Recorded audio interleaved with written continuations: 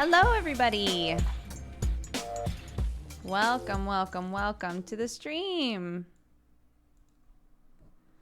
I hope you are all doing fabulously. I hope you are all happy and healthy, etc. Oh my God, I just remembered that my Roll Me Through the Gates of Hell shirt showed up and I am not wearing it. Whenever we take our first break, I'm gonna have to do a costume change. I will have to do a costume change so that you may see my true form. Oh, goodness. Hello, everybody. What about now? It's 16 past the hour, and I would rather not be like, wait a sec, let me put you on the starting soon screen for just 5 more minutes. You've been streaming for a while. I think it's time for a break. Hello, everyone. Oh, what is this?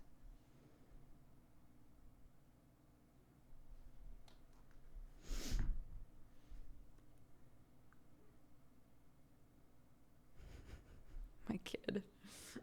Clark was like, Mommy, it's time for my quiet time. And I was like, oh, okay. And she was like, but I would like a chocolate first.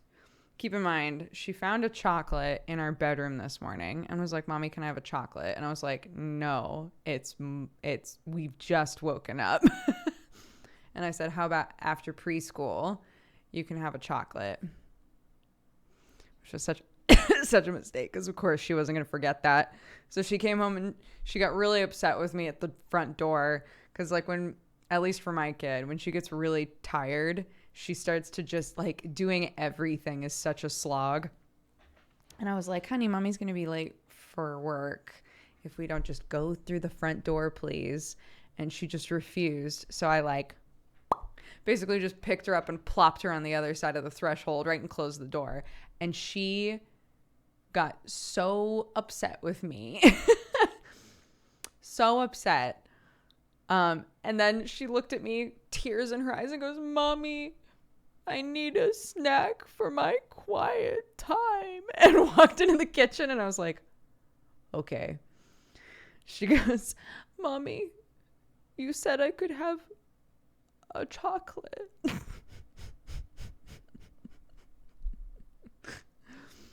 All right, fine. But that means that I'm going to have to sit with you while you're eating the chocolate. Means I'll have to sit with you while you're eating the chocolate, which is fine. Because otherwise she's going to get ready. She's going to have chocolate all over her. So I was like, I'll sit with you in your bedroom while we're, like, getting ready for quiet time and you can eat your chocolate and then we'll wipe up, which went totally fine. But it was very cute. We got upstairs and she just ate it and then was like, all right, Mommy, it is time for my quiet time, and, like, lightly pushed my arm, kind of like, please leave. Like,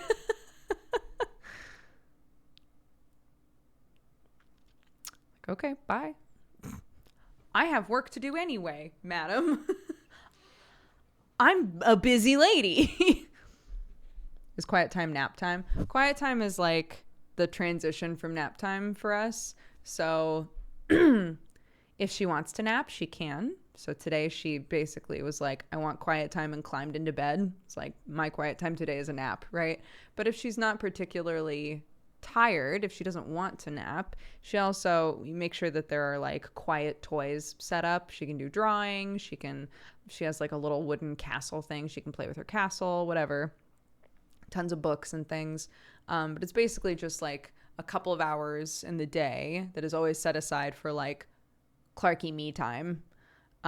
Which also translates into parent me time. So it's nice on the days when we have her all day. But she still pretty much always chooses to nap at least a little bit, which some people think is weird since she's almost 3. But I think all kids are different. She's a lot like me. I've always slept a lot, or at least wanted to sleep a lot. So, but yeah. So she has quiet time or alone time. We're trying to exclusively use quiet time as the term because we would like we don't want it to get too muddy with, like, if you want alone time, right? Like, if Clark says, I want to be by myself, like that's alone time, really, right? If she's like, I want to be alone, I'm upset or whatever, or I just want to be alone. I don't want her to feel like alone time is only a set time of the day, whereas quiet time is like a specific thing, you know? So all that. Anyways, how's it going, guys? Welcome to the stream. Happy Monday. I have my Hollow Knight thing today. I'm very excited.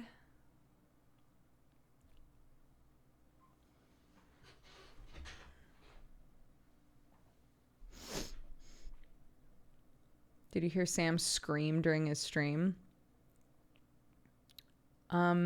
Was it a scream that while he was streaming, he was like, oh no, Brooke's gonna come yell at me?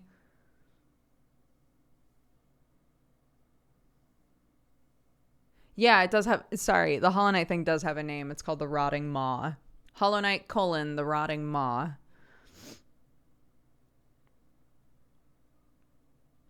So, yeah. I get my first vaccine dose today. Oh, congrats! That's awesome. Bugs. Hell yeah. It was a scream of pure anguish. Oh no. Hollow Knight Bugs. That's the backup name.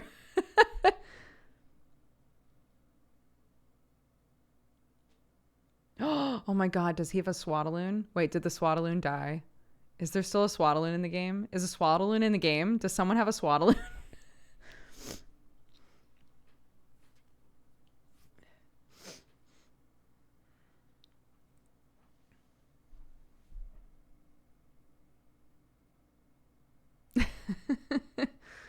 Everything died. No. His game was cursed. It's getting better. Gotcha.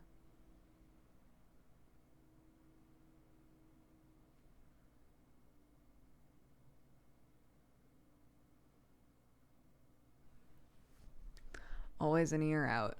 Always an ear out for the child.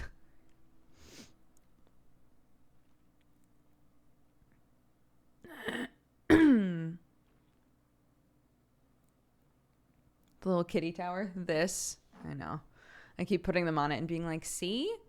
Isn't it nice? Don't you like it? And they're like, or I could be all up in your business, and I prefer that. And I'm trying to explain to them, either you can be here, which is somewhat in my business, or I keep putting you back on the ground. So, which seems better to you?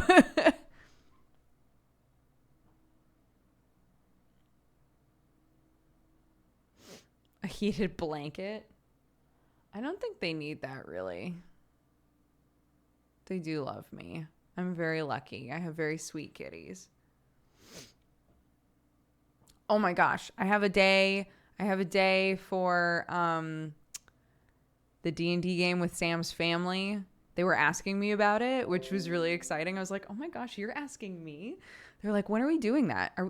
This week? Next week? I was like, oh, I mean, we could, sure. You want to do it next week? And that'll give me time to like make sure I've got all the character sheets and stuff. And they were like, yeah. And they were like, what's Sam going to be? Because all of them basically like chose characters from fantasy shows and were like, I want to be this. And so they were like, what's Sam going to be? And Sam was like, I'll just Phil. And they were like, we don't know what that means. What does that mean? It was very cute. They're very excited to play. They were like, do we dress up? Should we dress up for it? I was like, if you want to dress up for it, sure.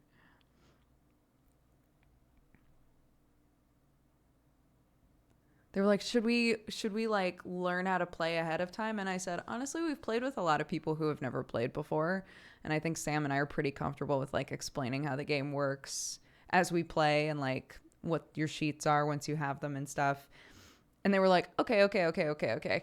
And then Nancy was like, what's actually going to happen though is we're going to watch some videos and try to learn ahead of time. And then when you explain, we'll just seem really smart.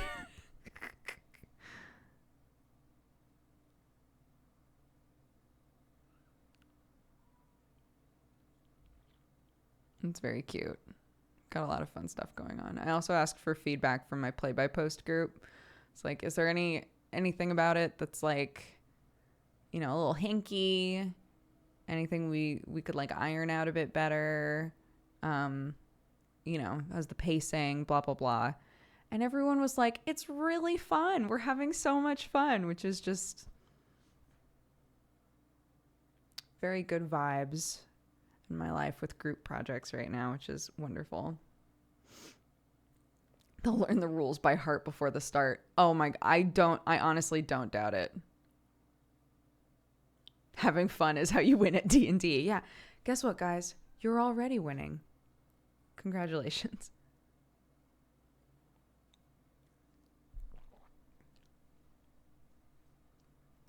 I haven't tried putting a sheet over the pictures, but to be honest, it's not an issue to just take them down. But it would be, I see your point, is that it's a lot easier to just take a sheet off than to replace all of the pictures again, because obviously I don't bother to do that.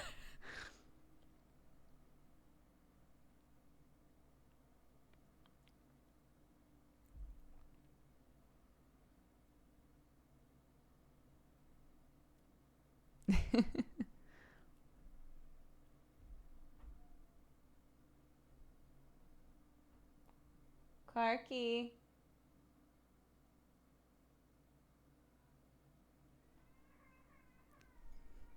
She started crying because I called her out. Be right back.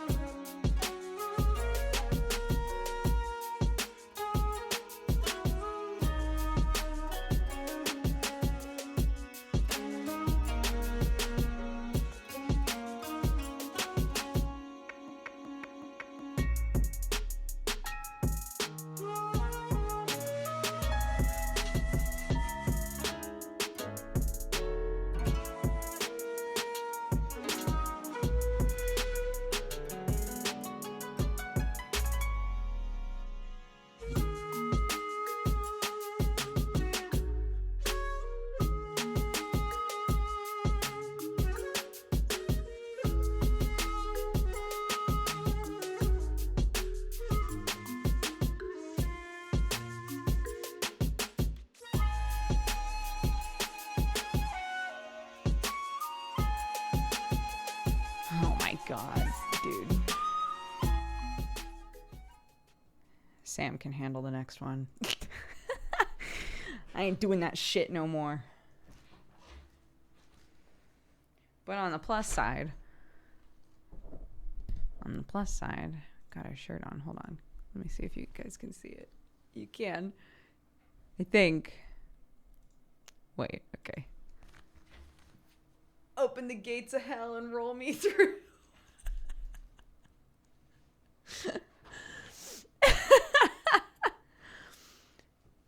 So there you go. It's a very good stupid shirt.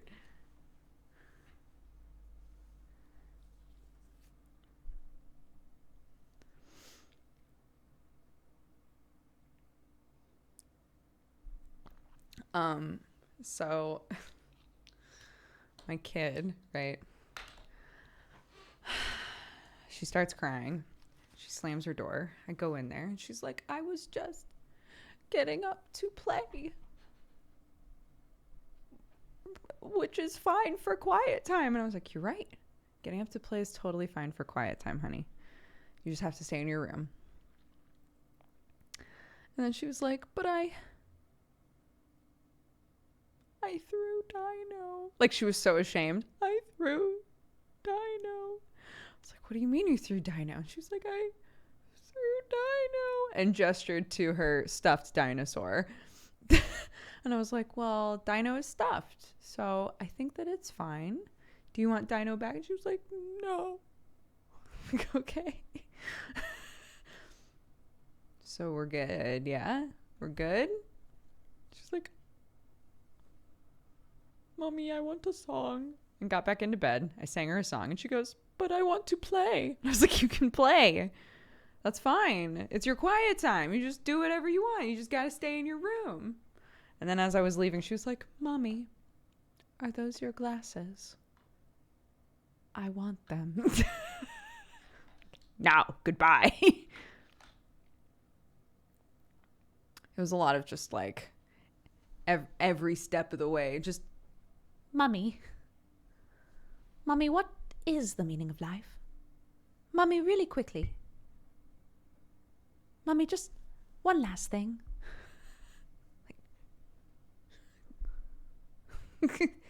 Just hang out by yourself. I gotta go work, baby. I got really upset with my dad once for tossing one of my stuffed animals to me. Oh.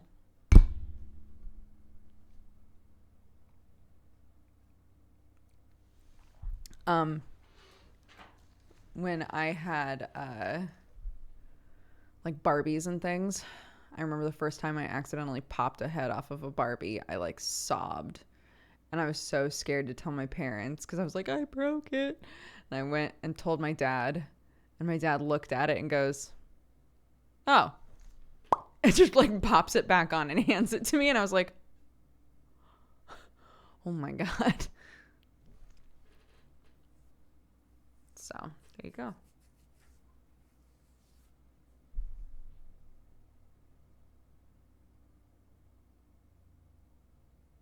Immersion ruined.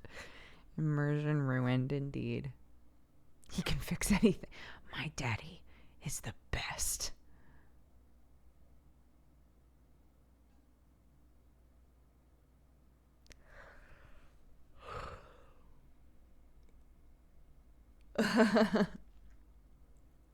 Hey Jimmy, how are you, dude? Yeah, I've literally just been working on Hollow Knight stuff all morning. The entire time she was at preschool, I was doing Hollow Knight stuff, but I'm excited. I just hope it goes well, but you know.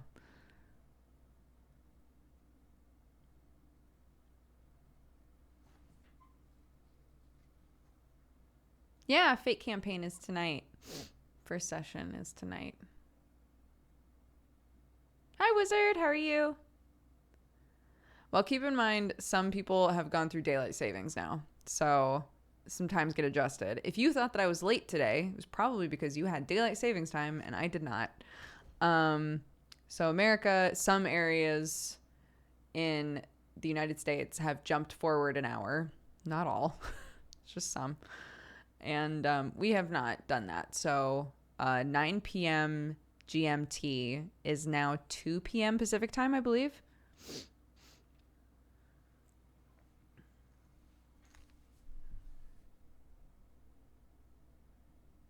So we'll do it in like a week or something. 2 weeks. What kind of one shot are you going to run for your fam? I don't know. I want to do something really straightforward. So originally I was using Wild Sheep Chase in the play by post game as like a tester, not only for the play by post format but also for the Wild Sheep Chase campaign, because it's very straightforward. But because of the pacing of play by post, have barely done anything in the actual like Wild Sheep Chase one shot, really. So part of me is like, I don't really want to do 2 of the Wild Sheep Chase at the same time, I don't think. But I don't know. I would love to watch the Fate game, but I have not played Hollow Knight yet. How spoilery do you think it might get? So what I will tell you guys, because I was trying to be very aware of this, and I know a lot of you guys have been concerned about this, that the game would basically be just chock full of spoilers for the Hollow Knight game, which Hollow Knight is my favorite game of all time, and I want people to be encouraged to play it. So I wanted to figure out how this campaign could establish some things about the world and give people interest in it, without basically just telling you what happens in the game, right? Having it be separate enough that it's like its own thing, with, obvious elements of like the different groups of bugs that are in Hollow Nest and etc., things like that. So honestly, the story is pretty separate from everything that happens in the Hollow Knight game on purpose. So yeah. What I will say is a big part of the game of Hollow Knight is the map. I will not be showing the map specifically, but there will be discussions of areas that are not obvious when playing the game. So you might hear about an area, and then when you play the game, if you watch the Fate campaign, you might be like, wait, but I think that there's an area that's like this. If you really don't want to experience that, then that's as spoilery as I think it will get. Session 0 was already streamed. We already did that. This is session 1.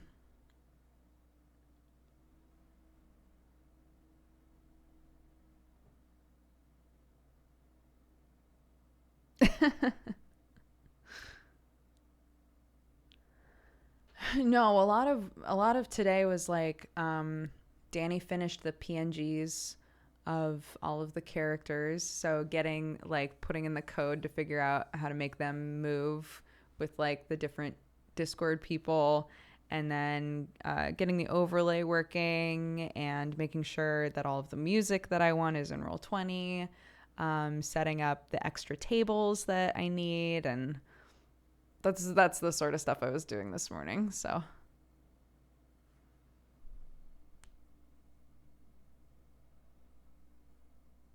there cool NPCs that you've created that you're excited for when the players meet them?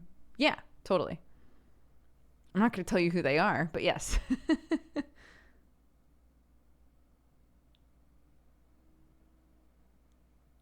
No, I might be able to show you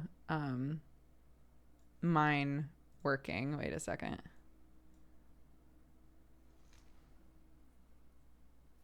Hold on. Let's see if I can grab it without breaking stuff. Dodger bug. Can I put that here? Yes, I can. And then, oh, damn. Okay. And then if I hop into this call and start talking, I think that it should work. Let's see. Hello. It's me, the DM. Isn't that cute? So that's what will represent me, and that's what it will do when I'm talking, is it pops up over the DM screen. Isn't that cute? So Danny made this essentially for everybody who's playing. So there are little versions of everybody's bugs, and they all have like an active version and an inactive version to show you when they're talking. Isn't it cute? So that's me. Coffee drinking burrito babe. Yeah, it reacts to my voice. So it's synced up with Discord. And so you basically like, it's really cool. Danny was the one who was like, yo, you should do this. So shout out to Danny for being big brain. But it basically syncs up with Discord, and then you replace parts of the code for what it looks like when you're active versus inactive with speaking. Isn't that cute? Aw. So that's me. That's my bug. Cat loving coffee drinking burrito babe. Yeah. Everybody kept being like, oh, you should be like, we should come up with like a higher being that you are, because you're the DM. And then Danny and I were talking. We were like, a grub? Yeah, a grub sounds good. A grub sounds right.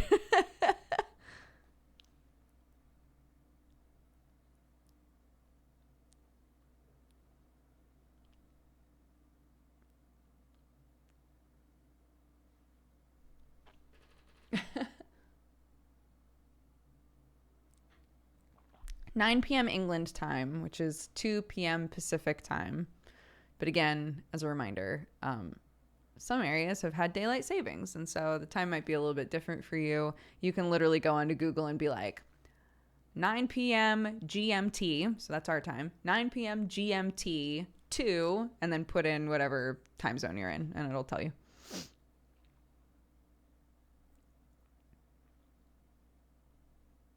How long are you planning for it to go? The Hollow Knight game?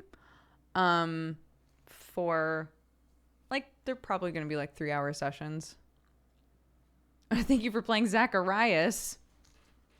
My boy. You don't got to thank me for having a good time. Even though Zach perpetually seemed like he was having a bad time.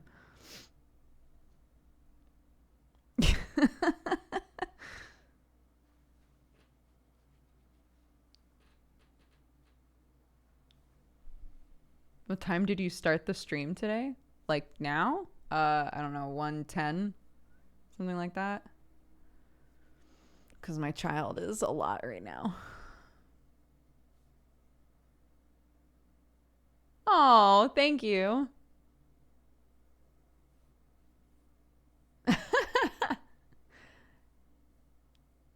I've missed hours of the stream.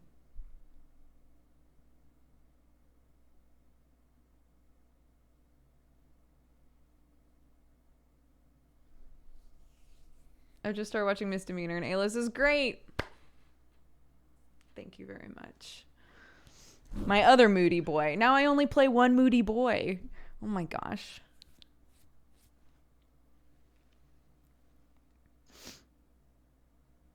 He's moody because puberty.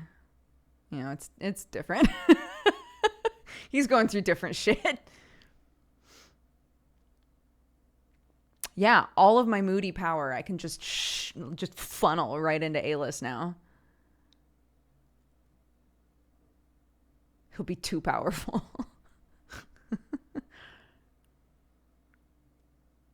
I think if you do !BTTV, there's a link to explain how to be able to see BTTV and FFC emotes.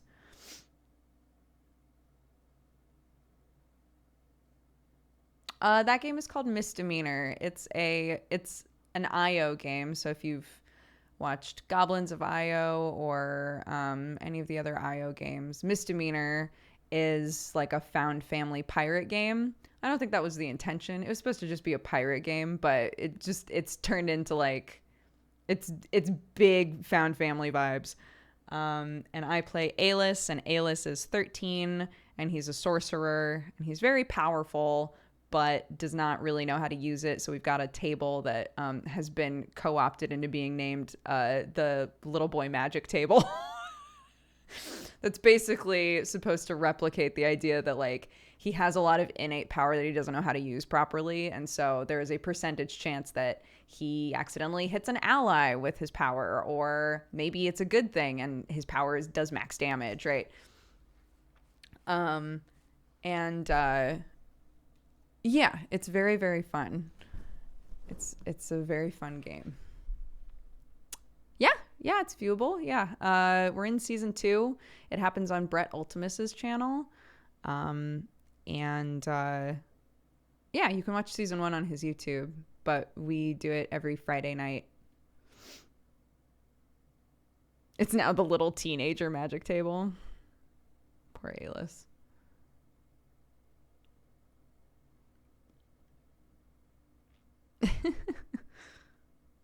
Yeah, there's the the blurb. Yeah, if you do here. So watch the bot.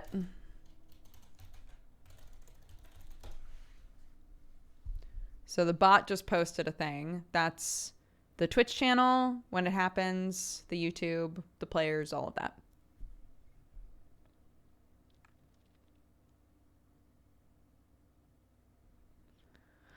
Yeah, so some of my stuff has ended now. The Moody Boy Magic Table. I just, whenever he gets to be too, because Roll20 lets you put like little symbols on yourself, and one of them is like a toxic symbol. So when he's too much of a bitch, I just put the toxic symbol on him, which always makes me laugh. But let's see. So I'm in Misdemeanor now, which again is in season 2. I hope it goes on for a while because it's very fun. It's very wholesome.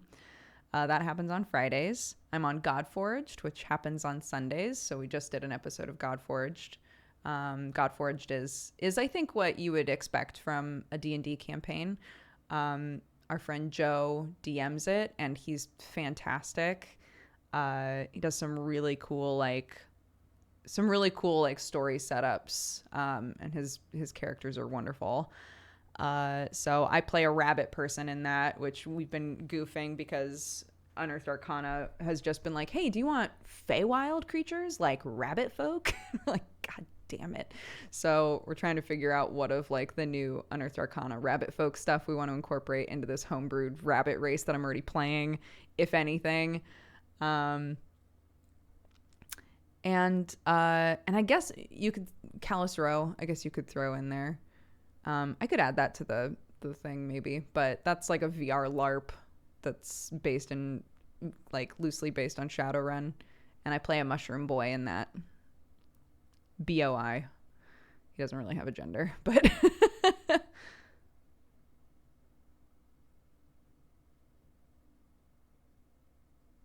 I ask why there's a cat tree really close to the camera? Is it new? It's so that if the door is open and the cats are all up in my business, I have somewhere to place them.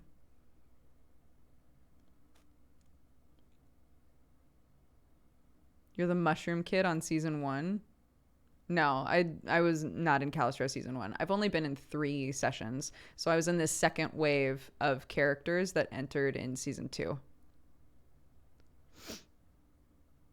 So I'm a new mushroom kid. That's what I based the body off of.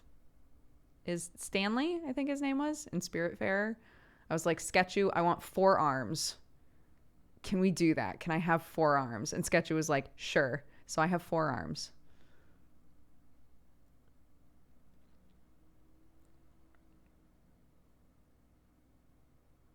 When you stream Calistro, there's less and less each week, it seems. Like less and less people streaming. Or less and less people playing.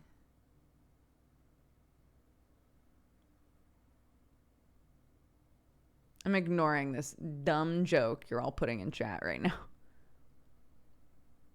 Less people streaming. I'm very new to VR stuff, and I I've only done one VR stream, and it was not in like a VR chat sort of setting. So, yeah, Kraken and Kelly have both said that they would help me sort of set up streams if I wanted to try streaming Callus Row.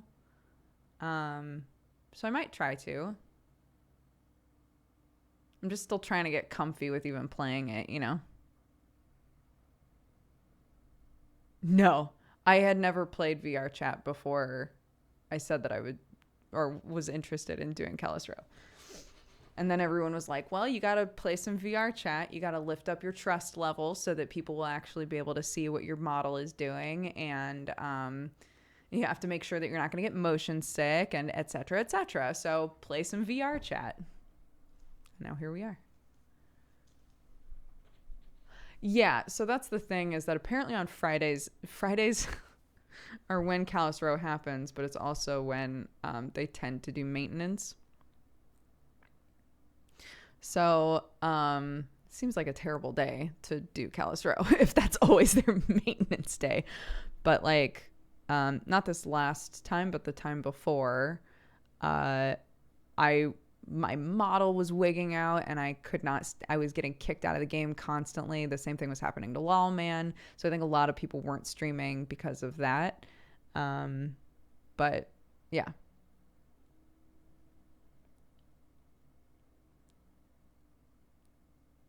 Who does server maintenance on a Friday? The people who run VR chat, I guess.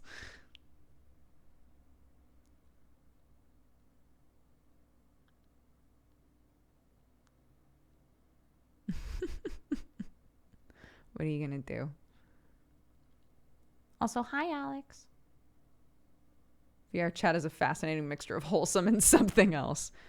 It's kind of how Callus Row is, too.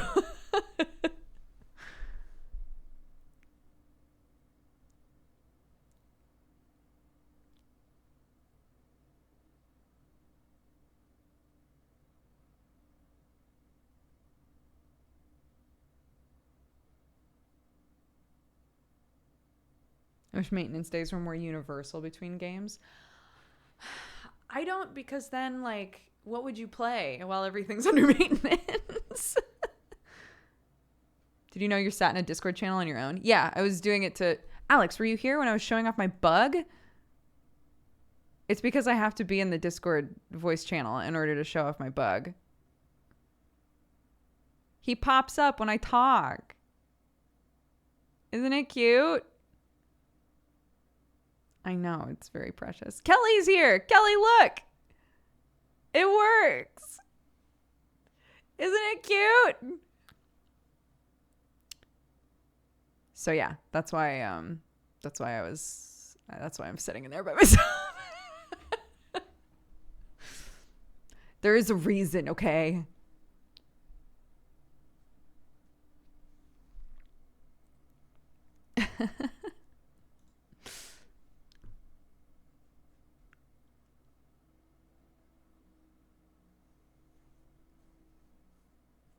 You're a bug VTuber now? I wish. Hell yeah.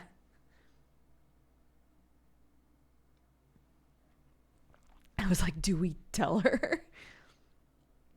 Kelly, go to bed. Have you still not slept? I'm delighted that you're so excited to play, but I would also love it if you slept.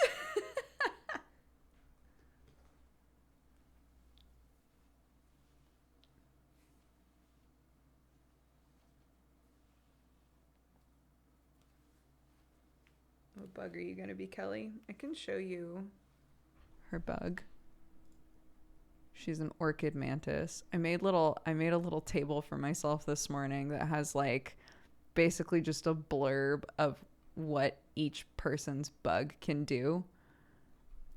Cause I was like, I actually don't know the just like natural aspects of these bugs offhand. So I made a table for myself with all of them. So this is her active bug. Isn't that cute?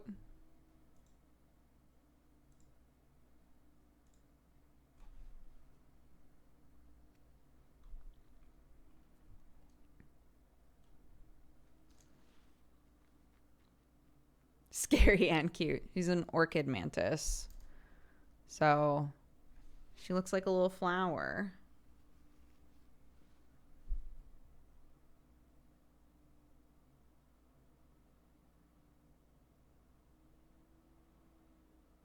It's Oreo Zima. He might still be in chat. He does all of our art.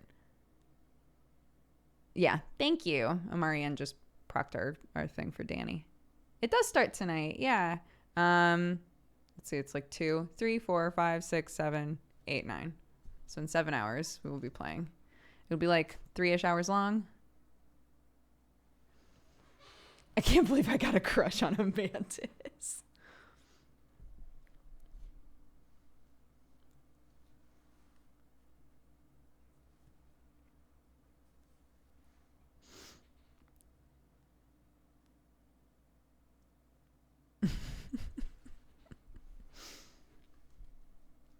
No one is playing a spider. No. And we are going to try to avoid specifically spider-based things because I think that I think a lot of people are down for bug stuff, but spider stuff is like a line. So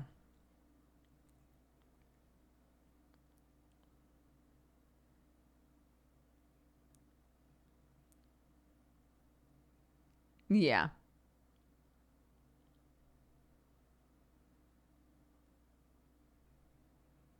Plus spiders aren't insects. I mean, Hollow Knight, there's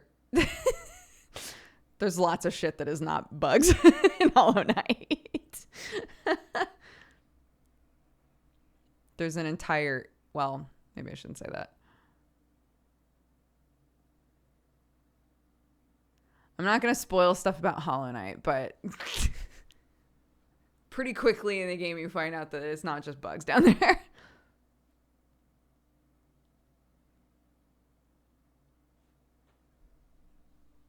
Alex, don't time me out. No.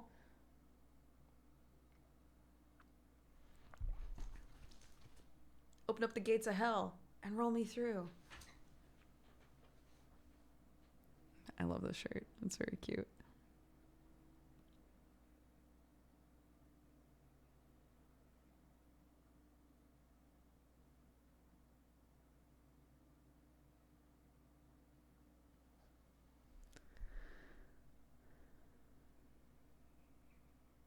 Is the shirt a reference to something? If it is, I don't know what it is. I'm pretty sure it's not. I think it's literally just...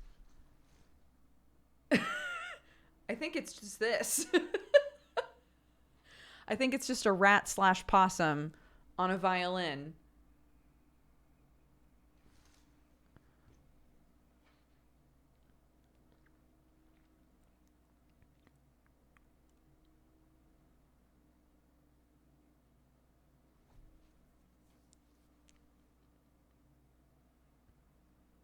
Apparently they're lyrics. That would make sense.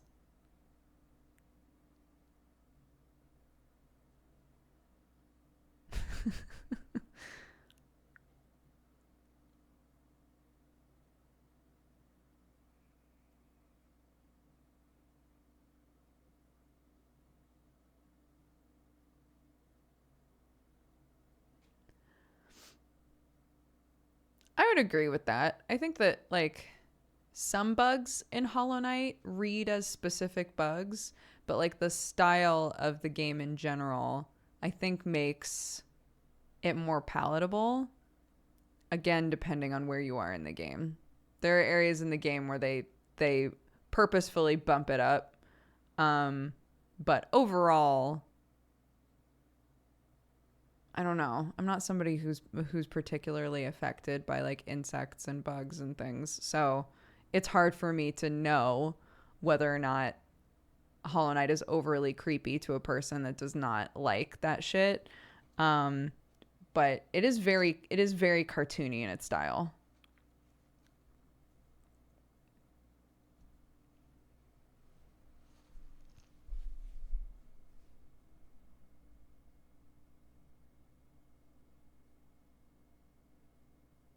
I am very excited for Silk Song, of course. Of course.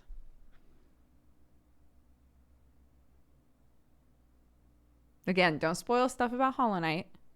We're just talking vaguely about shit.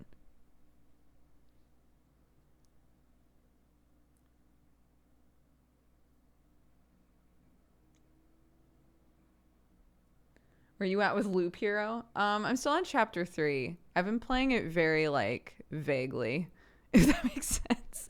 I'll play like half a run and then I'll walk away and come back and be like, oh yeah, I was playing Loop Hero. Like I think the game was on all day for the last like 2 days. So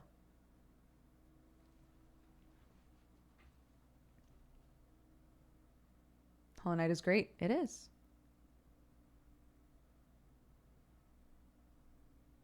It's called the Rotting Maw.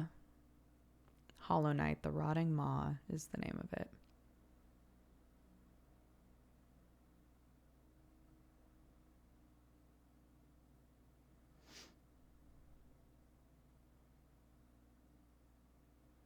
You were constantly showing us playing it on Steam. I was worried we were going to need an intervention. I was literally thinking that to myself because I know that sometimes y'all will see me in like the community Discord and I'll see somebody be like, either Dodger's been playing this game for 3 straight days or she left it on and doesn't know. And I don't know which one is the truth.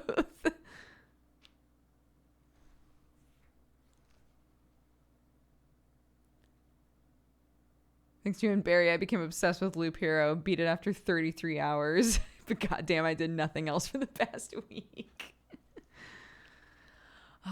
Yeah, Sam beat chapter 4 in one go. He just had like the perfect build and just beat it easy. Whatever. Whatever.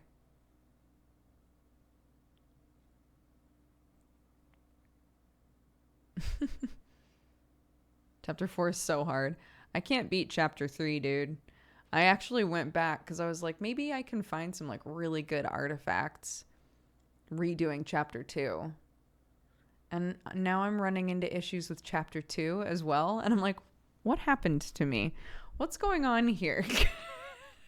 Did I forget how to play this game properly? Yeah. Yeah. Hell yeah, there we go. That's some good messy bun shit. Am I even a looper anymore?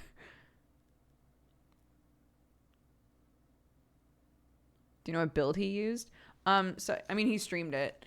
It was a necromancy build with the level ups that were like every time a skeleton dies you get health back, and then the one that's like whenever you take damage your skeletons also take damage, so his skeletons were constantly dying and constantly healing him. And then the one that's like every time you make a loop their level goes up by a certain percentage. So he basically he ignored quality. He had basic ass boys, and made it so that they hit hard and they died frequently, and he was just constantly healing. So there you go. That's the busted build that you can use to beat the game.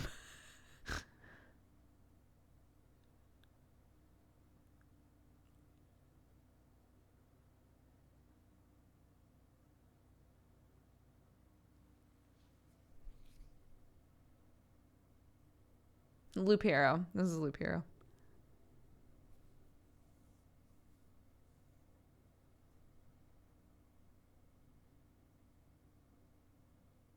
You want his Rogue. I like Rogue because you can kind of space out with Rogue. Rogue doesn't get any items until they make the full loop, right?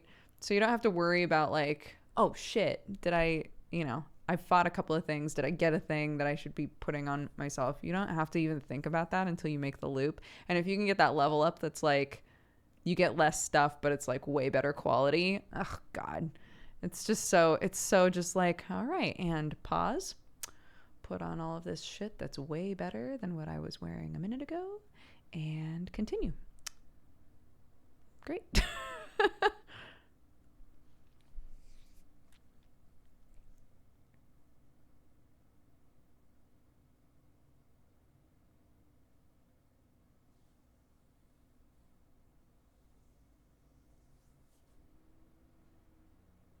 Just tuned in. I love your shirt. Thank you. I also love my shirt.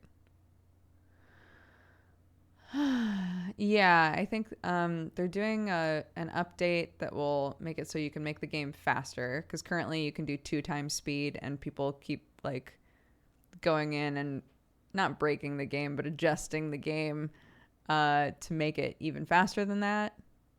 So they're just adding that in so that it stops breaking other stuff when you do that. And then mid-run pausing or mid-run saves, I think, are also a thing that's getting added. I haven't hit up Jenna in a while. I should. See how she doing.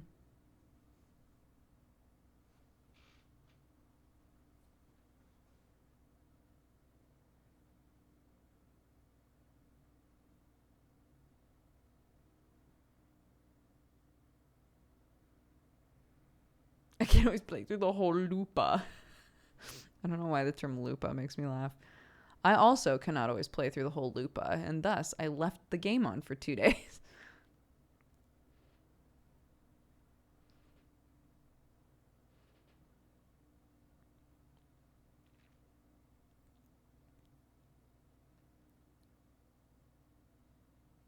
Yeah, you can't save mid-run, but they're adding it in.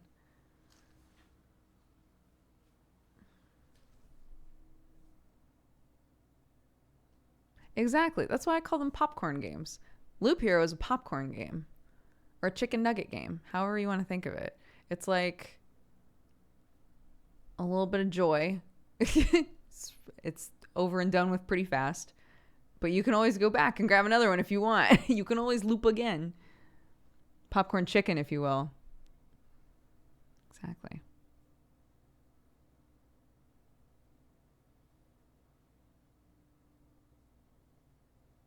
The most watched channel right now is someone that is sleeping for subs. It's okay. Peace. It's fine. If that's a sustainable business model, fucking power to them. Power to them. If that's not against TOS and they want to keep doing that shit and people keep watching, apparently that was a void that needed filling in the Twitch universe.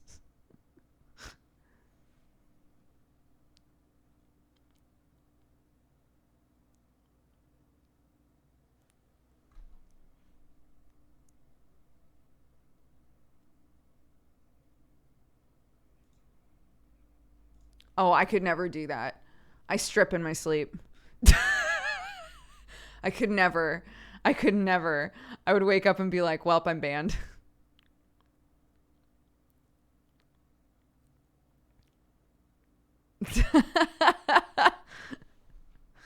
That would definitely be against TOS, yeah. Time for a new job. Any coffee shops hiring?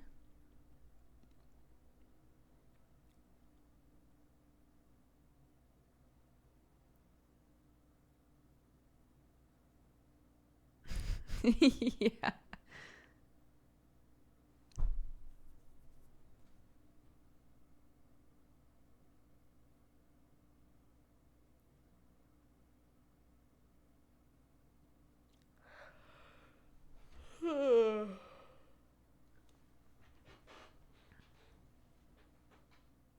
Anyways.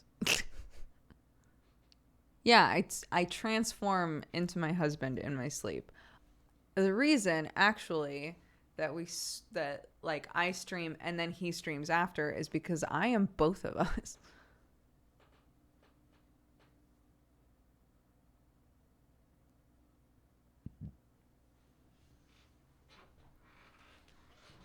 The idea of someone watching me sleep is not comfy to me.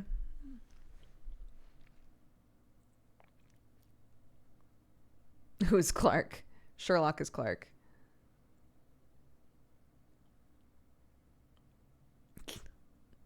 This is why Sam doesn't show his head. That's an actor.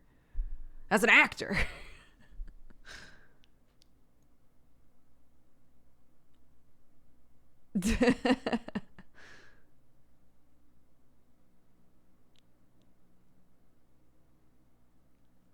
Yeah, Clark is just Sherlock and Watson in a person suit. Yeah, so like when I first started the stream, one of the first things somebody asked me was, "Did you hear Strippin screaming last night?" It's like, not that I can recall. But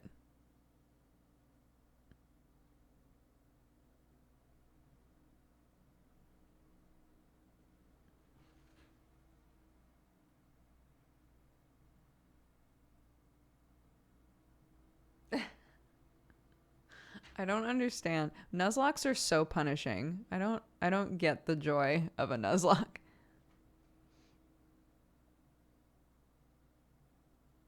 How often does he lift?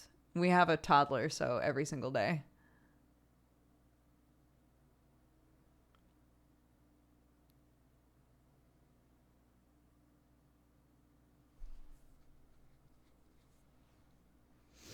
Similar to the Dark Souls joy, I would imagine. No, Dark Souls is different. Nuzlocks are pain caused by randomization. Dark Souls pain is, I don't understand the pattern of this stupid fucking boss and I'm about to lose my mind because I know at the end of the day the reason I'm failing is because I can't figure something out right now. Those are different types of pain.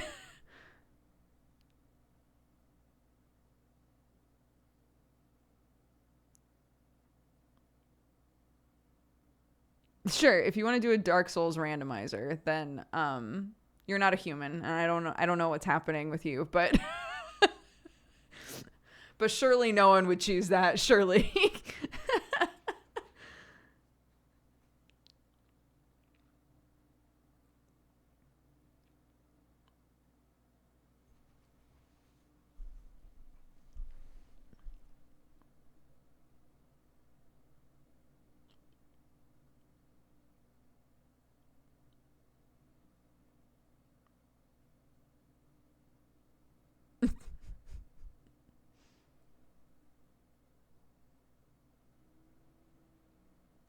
I mean, no, but like even just normal fights in Pokemon have random chance.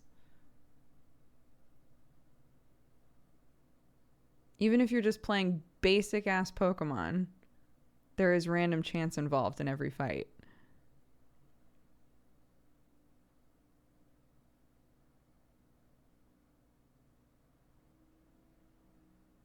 Just like D&D. It's true. Just like D&D. Pokemon is D&D.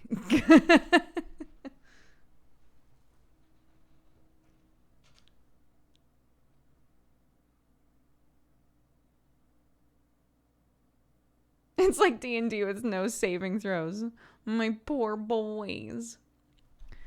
I have not been able to get into D&D. I have not been able to get into Pokemon for years. Every time a new Pokemon comes out, Sam's like, should I get you? I'm buying it for myself. Do you want one? And at this point now, I just say no. Because every time I say sure, I play it for maybe half an hour. And then never again. And I don't know what it is. Because I adored Pokemon when I was younger. And it's just for some reason, it's just not fun for me anymore. Yeah, I'm really not into D&D, guys. It's a ruse.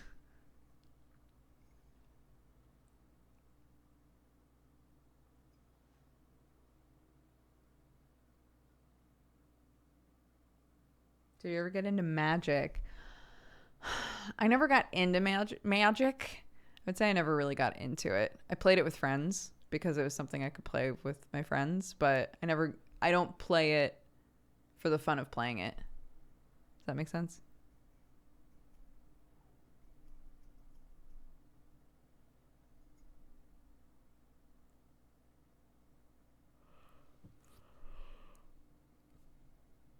What?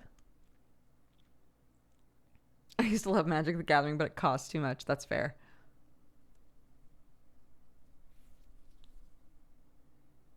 No one playing Arena is having fun.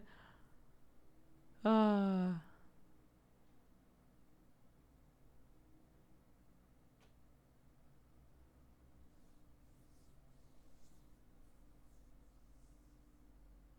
sold my Magic the Gathering cards to buy Warhammer models. One expensive hobby for another free. One extremely expensive hobby for yet another extremely expensive hobby.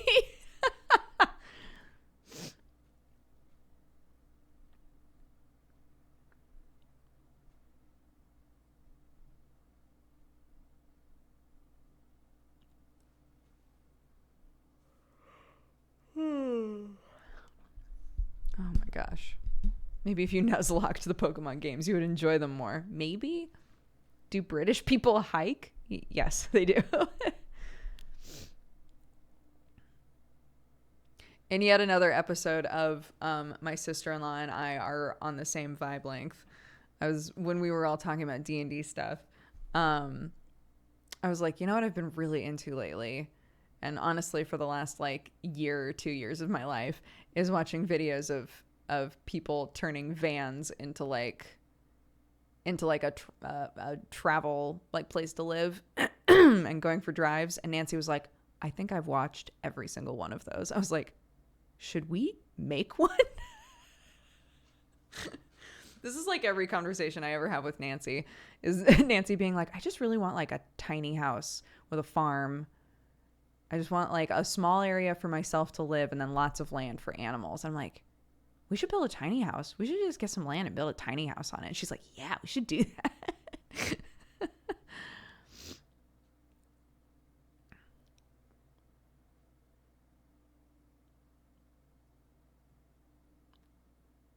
Exactly. We could, look, not to live in. I don't want to live in a van. But like as something to drive around in and like camp in, I think that would be sick.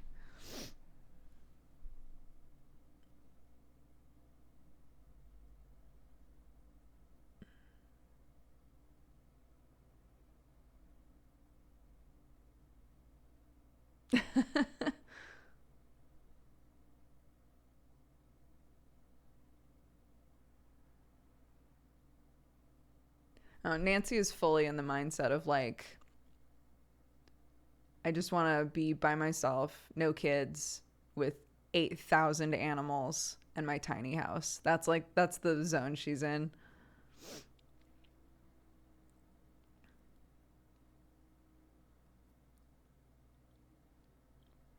Which I think some of you guys can vibe with pretty well.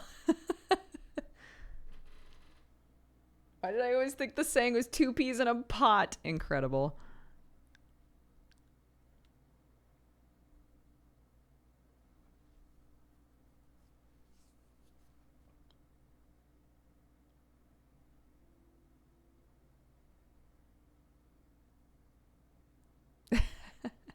I was talking with my mom because Sam and I are like, now that we've been like away from America for a decent amount of time, we're saying, oh, if we're able to see my family safely in November, I would really love to be able to do that. And I would want it to be like a long trip, right? Because it's been a while. And Sam was like, yeah, it's rough because, like with our streaming schedule, 100%, like I'll be keeping people up while working there. They have incredible internet there for some reason out in the middle of the woods. They just have like fiber fucking high speed internet. And so, I was like, well, I mean, I would love to just like have a house on their property, but I assume you don't want to build a house with me on their property. And Sam was like, we should do that. We should just build a house on their property. And so I messaged my mom and I was like, can you get clearance to put another house on the property? And she was like, probably not. We could maybe convert one of the barns into a place. And now my brain is going absolutely wild. We could convert a barn on my parents' property into a place to stay when we go there. Oh my God, that would be so cool. So we'll see. That'd be awesome though.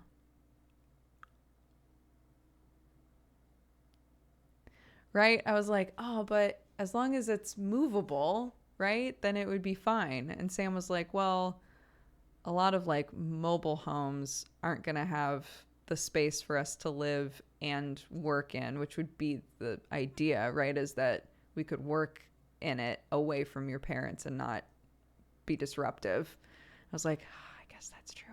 We could get 2 mobile homes. And he was like, or we could figure out an alternative to that.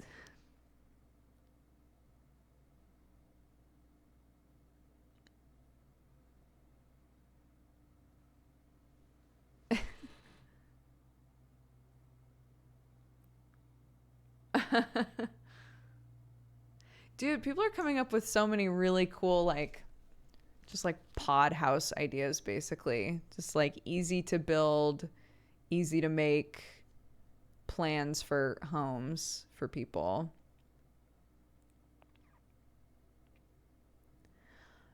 But like for real, right? Like you could, I feel like, and again, this is just me, I don't know.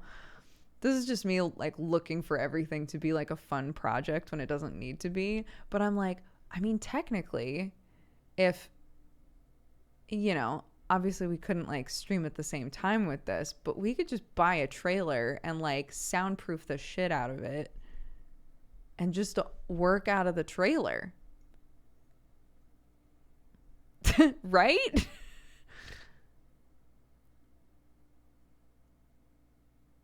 The law does prevent you from having a certain number of properties on or a certain number of buildings on your property, and you have to specify what the building is for. Yeah, absolutely. The government is very all up in everybody's business about what they can do on their property, even if you have like 90 acres like my parents do.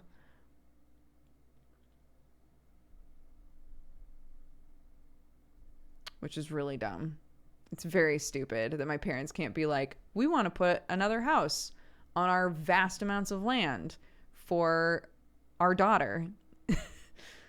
And they would have to be like, well, I don't know. You built a barn this year and then you built a workshop this year, and I don't think you need any more buildings on your property. Why not?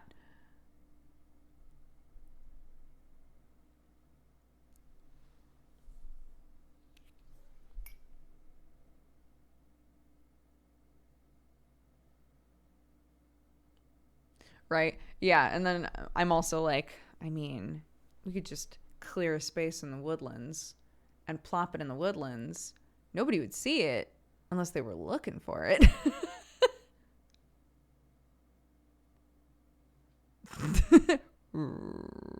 Right?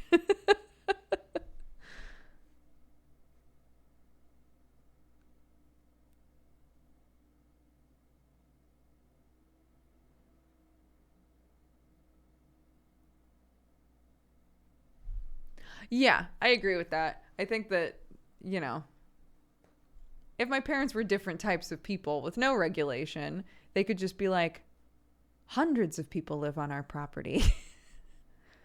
Don't worry about it. We're not a cult. It's fine.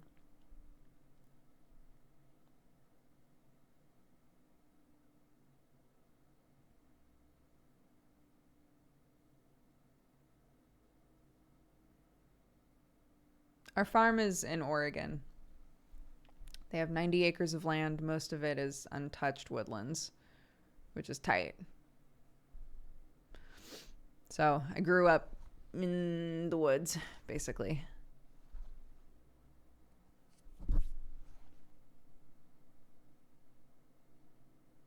Which is why I'm like, it would be sick to have a little home on their property that's like right up against the woodlands. I would love that. But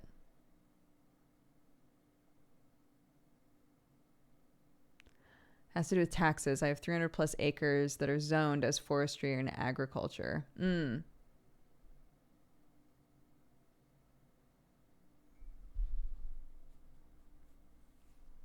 This is why Dodger is feral. Unreal.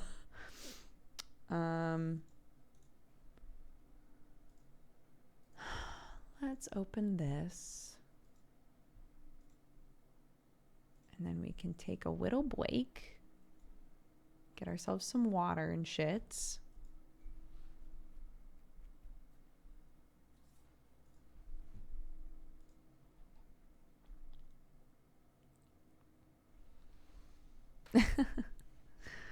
Lamia says, a Valentine for myself. I survived the whole weekend with our heater not working, and it was stormy and snowy. Now it's working, and I'm ready to get warm and toasty. You poor thing. Oh, my goodness. And Alice was taken, said, my significant other sent me a Valentine the other day, but I missed it. So now I'm repaying the gesture. I love my partner. She's wonderful. Daw. We've got some ads to run. Oop.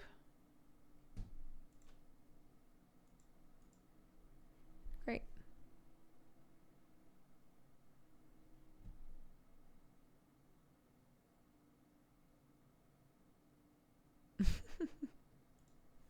Okay, we're going to do a proper BRB. We'll run these ads after, I think. Yeah, go sleep, Kelly. I will see you later in Bugland. But yeah, enjoy the music. I'll be right back. I'm just going to grab water and go pee and stuff. Maybe get a snack. Ooh.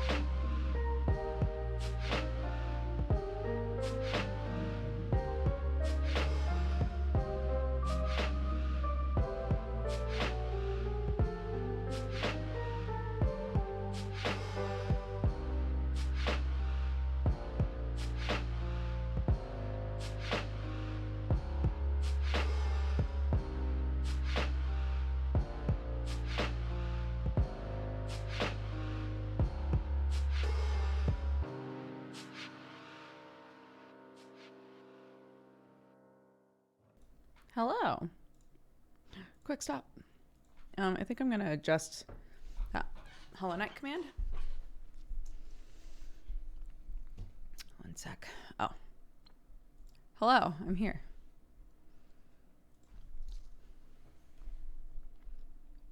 Because it says it's unnamed, and it also calls it a one-shot.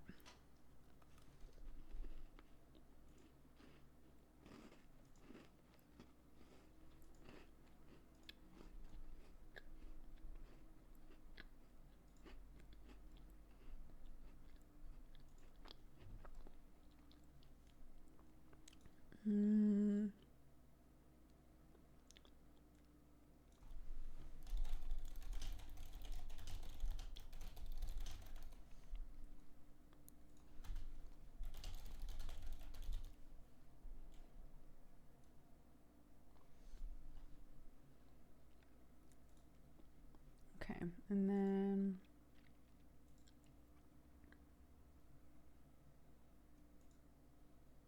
I'm going to change the command. Name of command cannot be edited. Okay. Then I'm going to remake the command. Hold on.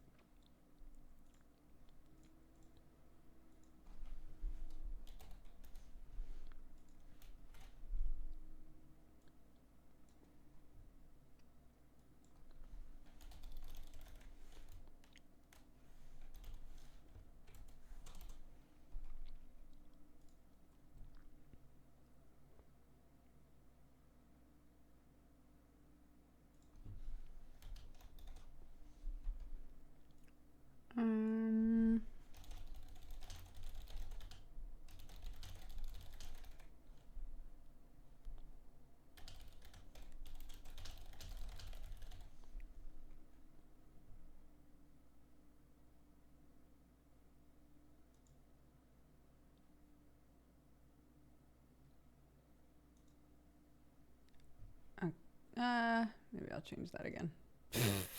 Give me a sec. No, that's fine. No, there probably wasn't a name, Alex. I'm just updating it while I'm thinking of it. So now it's exclamation point rotting maw. And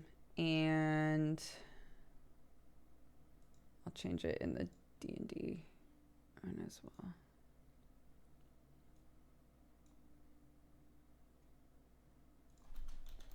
Fate.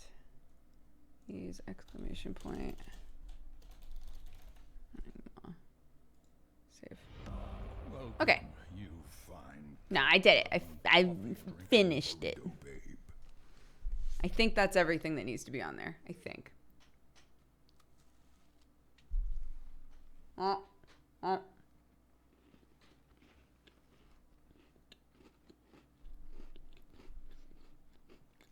So long. Thank you for continuing your gifted sub.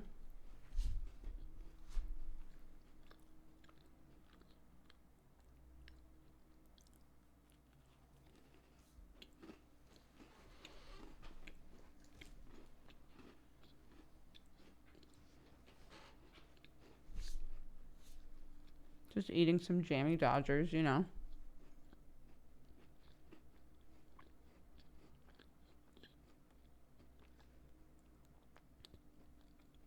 I'll never forget when I first opened up a P.O. box and so many people started sending me jammy Dodgers. And I was like, what the fuck? These are really good.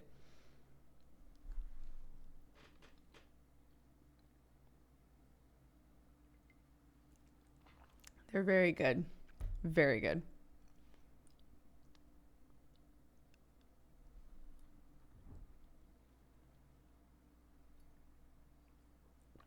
You like to dunk them? I don't like to dunk any cookies or biscuits. Thank you, Dinky.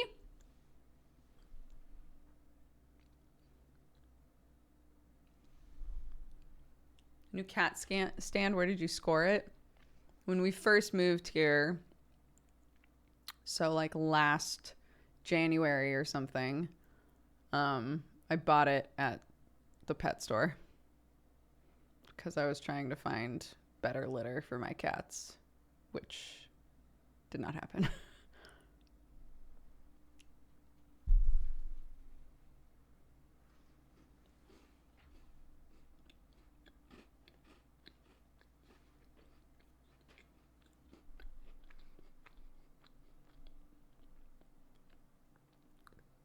No.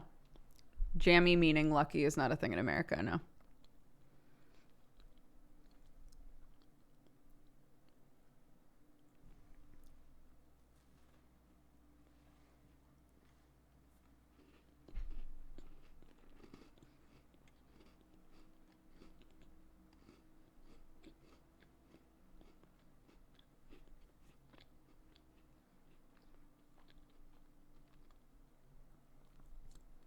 Gonna have to vacuum after this? Oh, I have to vacuum every day anyway.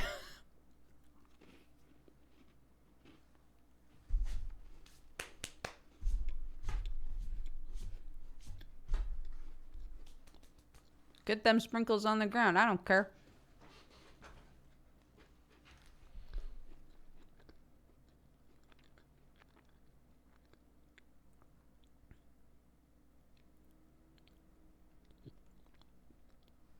I have 2 cats and a toddler. I vacuum at least every other day.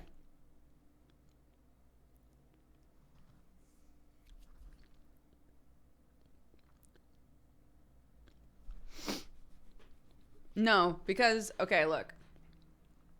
People keep being like, get a Roomba. Get a Roomba. Get one of them vacuuming robots.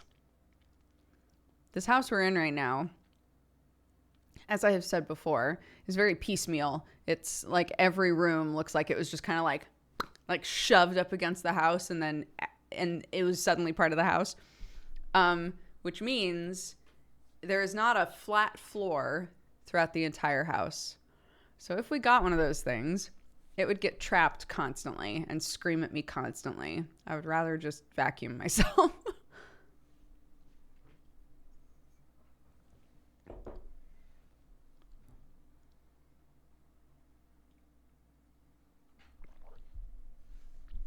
Look, if Sam wanted to retire and become my Yakuza house husband, that would be great.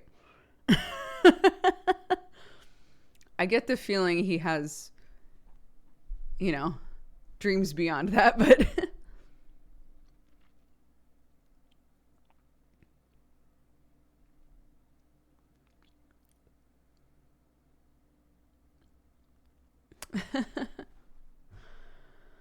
oh, goodness gracious. Great balls of fire.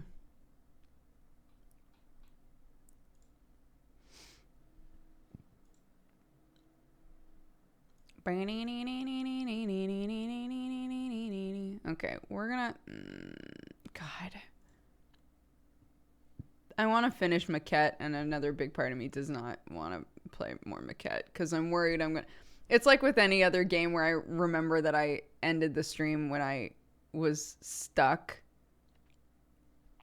And especially with people saying, I think that you're stuck by accident and the game... And like you broke the game a little bit. But I'm auto-saved in the broken spot.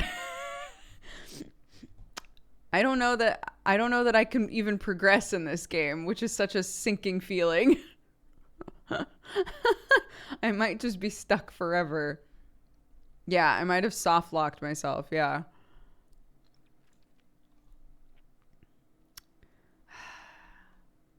In which case, what else could we play?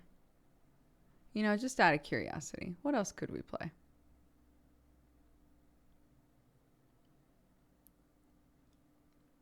VTuber Studio.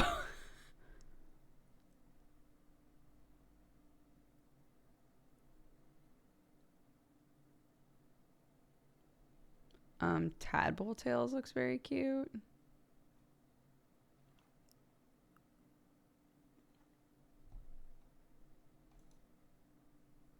Oh, no, that's not what I wanted. There's also Phonotopia. We could go back and play more Phonotopia as well.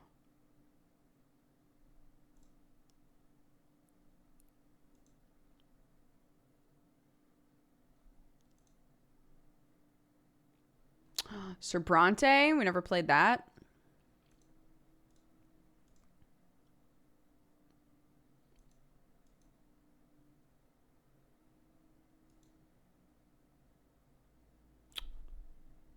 The Life and Suffering of Sir Brante looks like a really interesting game to me.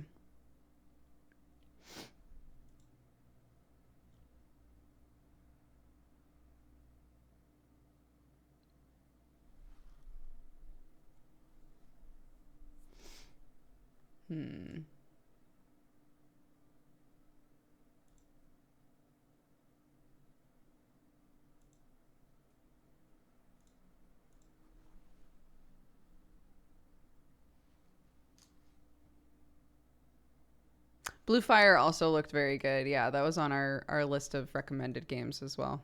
But so is this, but I already had my eye on this.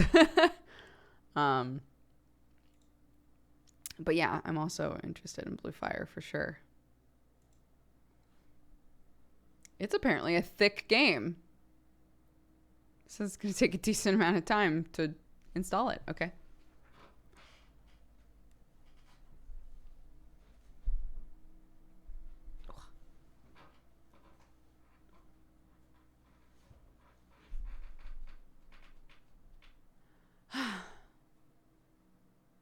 Luck be a landlord? No, but I like it. Luck be a landlord tonight. Luck if you've ever been a landlord to begin with.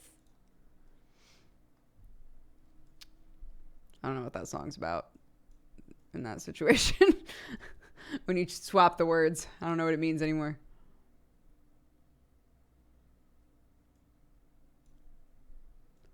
We're going to play Sir Brante, but... Okay, while I'm getting this set up...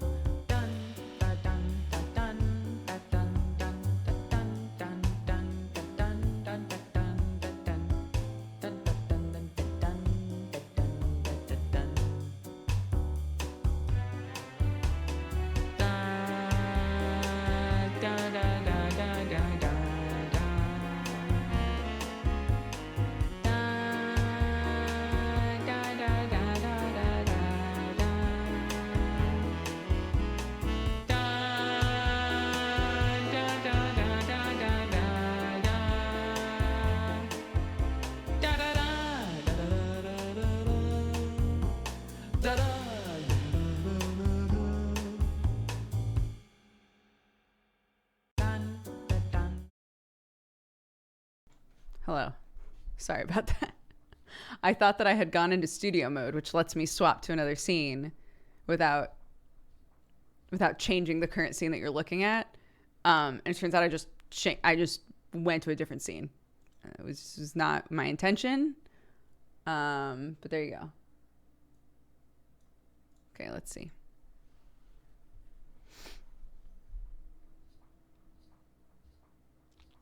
Let's see how the volume level is on this.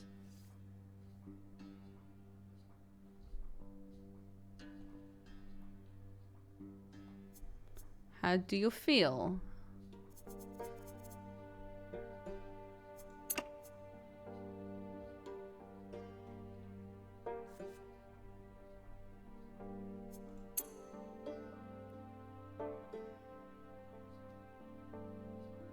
Yeah, the audio is okay?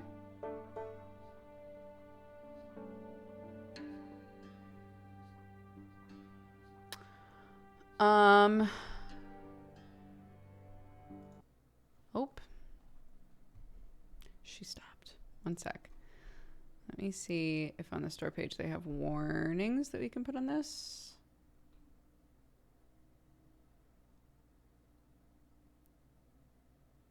Text-based, child abuse, and violence. Got it. Let's add those as warnings.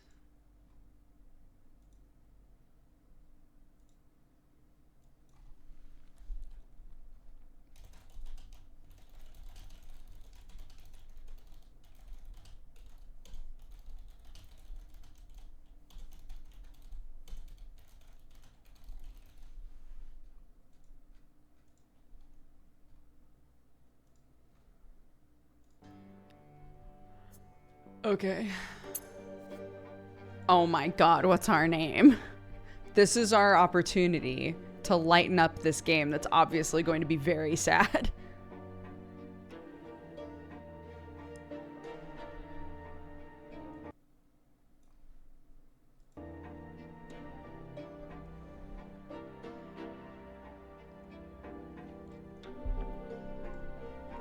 Buttbag Brante has like a really good ring to it.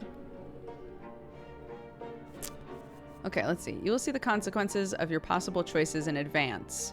This is the recommended game mode. You will be able to direct the character's fate in the way that you want. Or you don't know that. Okay. You'll be able to rewind the beginning of any chapter you've completed and continue from that point. Oh, yeah. Let's just leave both of those on. You hold the fate of a single man in your hands. You will follow his life from birth to death. Your choices shall define who Sir Brante will grow up to be.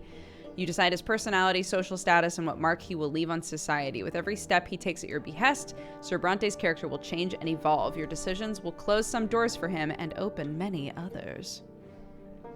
The world of Sir Brante's birth is a ruthless realm where people are divided into estates. It is hard to be a hero here. Be ready to accept that Sir Brante cannot overcome every challenge in his path. Every hard choice will test his character and personal qualities. Often, you will not be able to make the choice you would like to. It may happen because you chose a different road earlier, exhausted your hero's willpower, or you have not earned the right position in society. Every victory will be a struggle, a path paved with bitter loss and gut-wrenching failure. Accept the tragedy. It's how you will create a gripping and unique tale for your hero. What will become of your Sir Brante, his loved ones, and his world? That depends on you. Intwisting. The story of my life remains written on these pages. Oh my god. But my fate I did not has expect. always been my own. It didn't give Every options for deed, subtitles, though. Every choice, every person I met made me what I am. Could I have taken a different path? Could I have found a different calling? Altered the very course of history? And what price would I have to pay?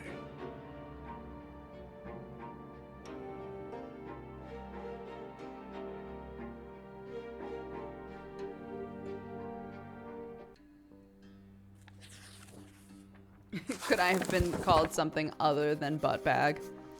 Your fingers are stained with ink. Your breathing grows ragged. Your hands are shaking, yet the words begin appearing on the page before you one by one, clinging together to form a chronicle of your own life. Who are you, and how did you reach this end?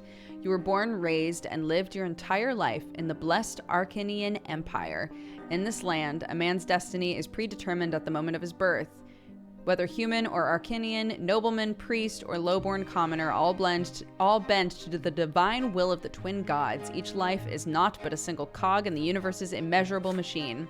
The memories come flooding back. They engulf you as a merciless wave, binding together days that are thrice dead and gone.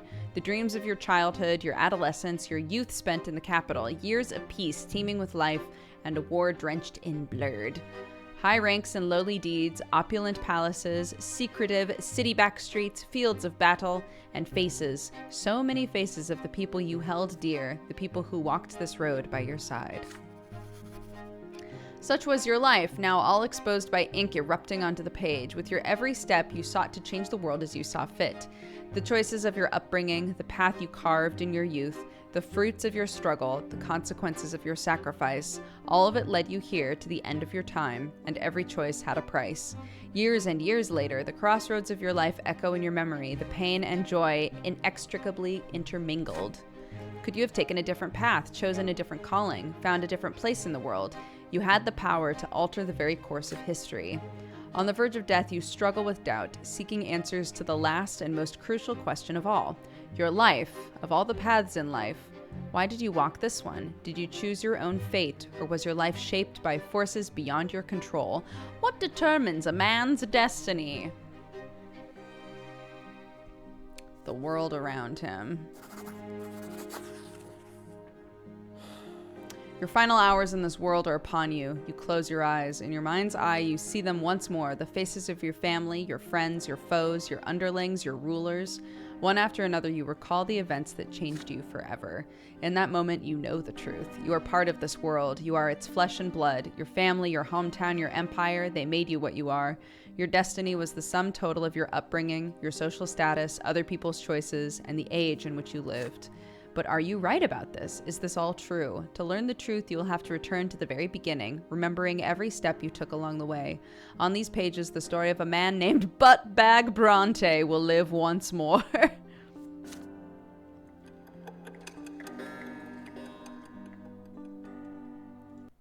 Gotta love Buttbag Brante. Oh, great. Wonderful. No backseating and no spoilers have been added. Gotta love that editor role. Childhood.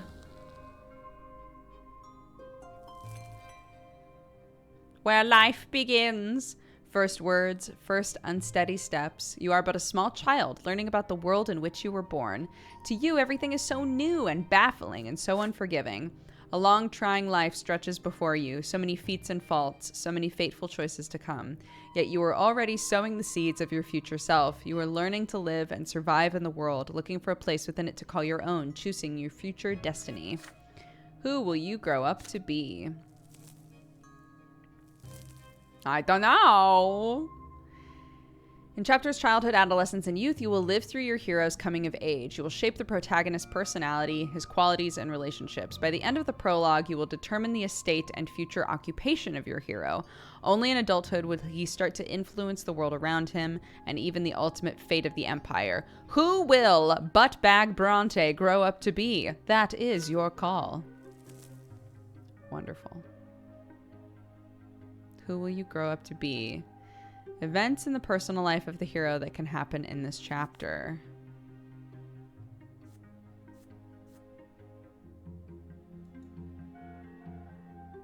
I can't click them. You study fencing like your father, even though you have no right to it by birth. You suffer your first death and rebirth. What?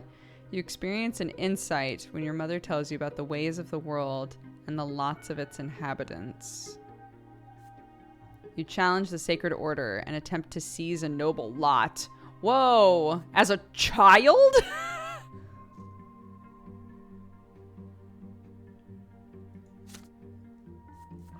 Personal qualities at this age, they determine which choices you may take. Right. So if you're spineless, you don't have the option to do like the extremely brave thing. Your inner strength and the number of lesser deaths that you have experienced. These qualities will stay with you for your entire life. Untouched by death. After suffering a lesser death, one is reborn. One who dies a true death faces the judgment of the twin gods. Oh, shit. Oh, interesting. Okay. Your inner strength and readiness for action. Right. So it's saying sometimes you won't have the option to do anything, and it's because you have no will. Your destiny screen is now available.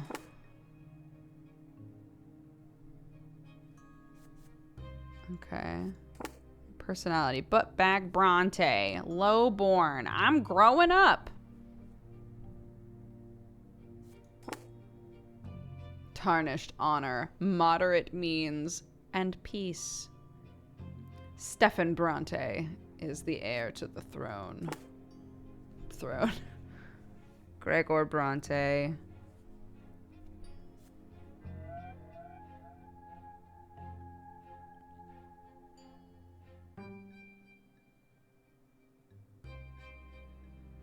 Oh, I see. So I have no right to it just because Stefan is my older brother. And is also technically my half-brother, but I don't think that matters. Okay. Type. Begin the chapter. Are you guys ready to build a boy with me? At first there was nothing. No time, no sensation, nothing but darkness and void. But then a will breathed life into nothingness. Matter and spirit were set in motion. History began its march. Baby noises. It was your turn to enter the world. Your first memory, lying on your back, blinded by a bright white light. You are not alone. Above you tower the colossal figures of those who created you. You are a part of them, and they are a part of you. Between you and them is an inexplicable connection, a strong, unbreakable link. They will always watch over you, guard you, and protect you. It hurts to breathe. You let out the pain in the form of a desperate scream. Your creators extend their hands toward you. There are two of them, the ones who made your form from their own selves and brought you into this world. They are united, yet as they lean closer, you begin to see how different they are. You can already feel their differences within you, struggling against each other. The first figure is soft and emphatic, wise and merciful. The love that emanates from it wraps you head to toe like an invisible blanket. The warmth from it is never ending. The second figure is strong and powerful, commanding and noble, harsh but fair, a beacon of guidance, a force of protection, and merciless punishment for every misdeed. But there is a third figure. It is like a shadow, barely seen behind, yet already pulsing with an unbreakable will to live. It is the very will to live that is now growing ever stronger in you. A soft, open palm, a strong, closed fist, a lingering, distant shadow. You struggle to loosen the swaddling clothes wrapped around you and extend a tiny hand into the world. Yo, let's go for the shadow, right?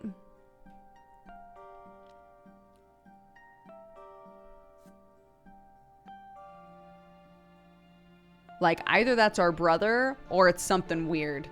And either way, I think we should go for it.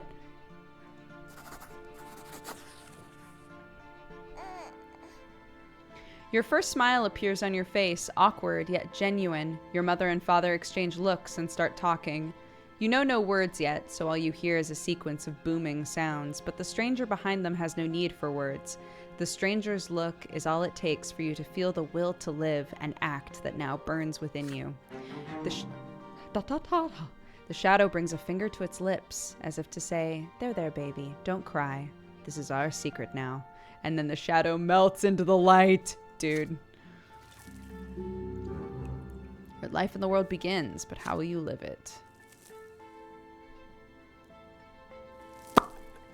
It reminds me of Obra Dinn too. Yeah, the sound design is very similar. As the days go by, you learn to tell your parents apart. You recognize father by his heavy breath and strong, cold hands. He visits you rarely. Hello there, little butt-bag Brante. Mother's tender voice, however, follows you day and night. My, you're growing so quickly, my child. There are two more children in the family, Stefan and Gloria.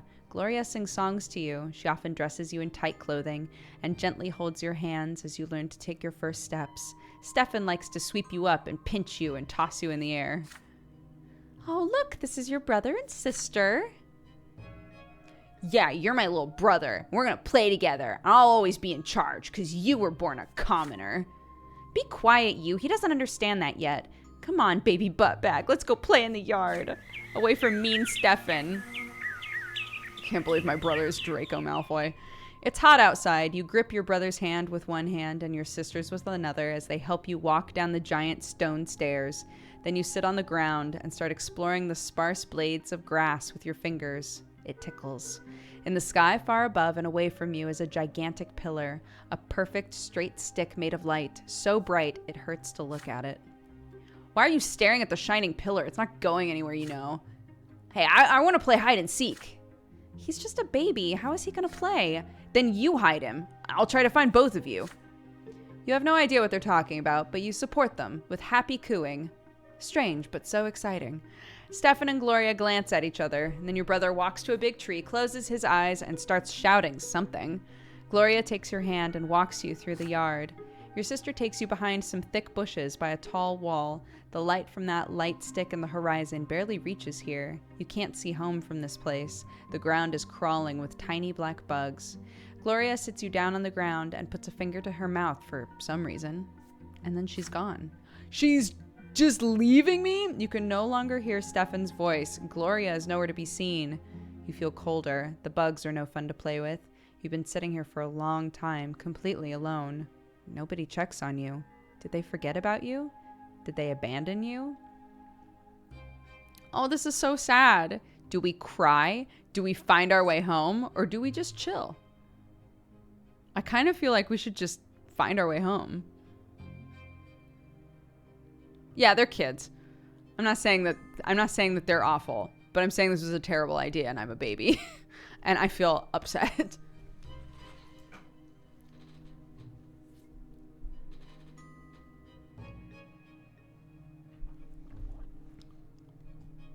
I think I'm going to be a strong, independent baby and just find my way home.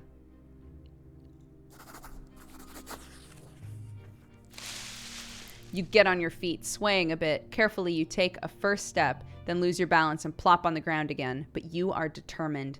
You get up again and keep walking in the direction Gloria went. You walk out of the bushes, further toward the wall of the house, and then the most tender and gentle hands in the world embrace you and pick you up. Mother has found you. There you are! You lean on Mother's chest and hold on to her with your arms. You want her to know that you came here all by yourself without any help. She pats you on the head. Your brother and sister stand behind her, clearly feeling guilty. Gloria is in tears. Stefan is staring at his feet. You hug your mother tightly. She is here now. We're determined. We're still spineless, but we're getting there. It's childhood, you know.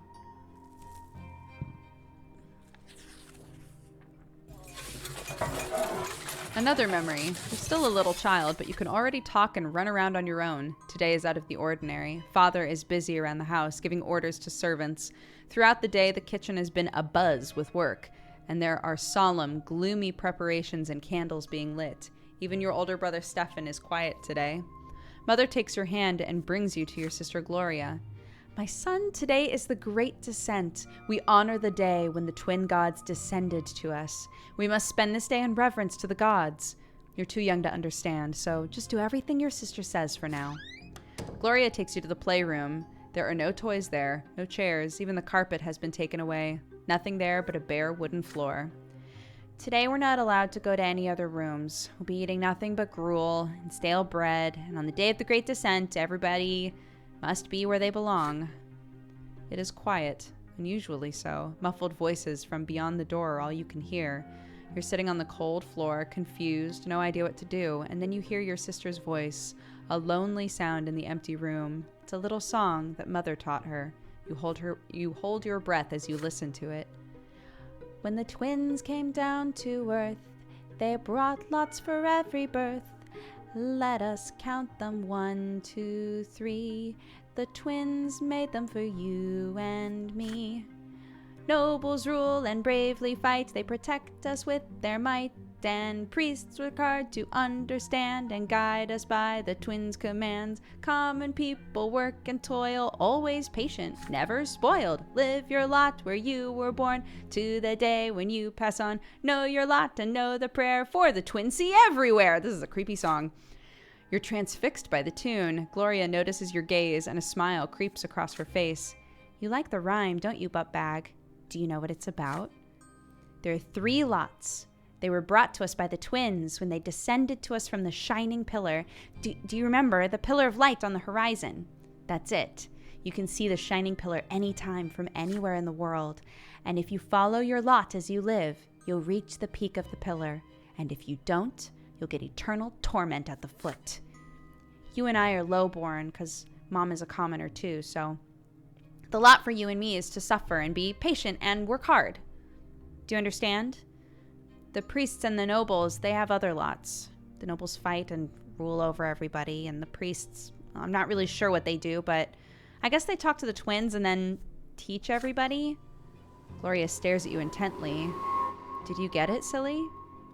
Then she shakes her head and keeps singing the song over and over again. Her voice transfixes you, drawing you in.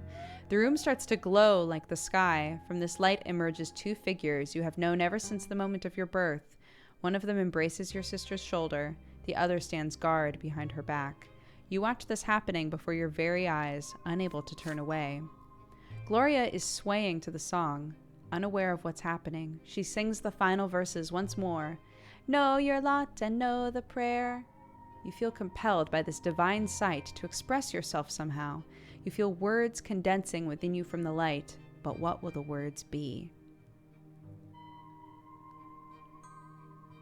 Do we finish the song properly, or do we mess it up on purpose? I think it tells us. Determination goes up. You shout words of your own. Or perception goes up. You join your sister and finish the song the same way you heard it.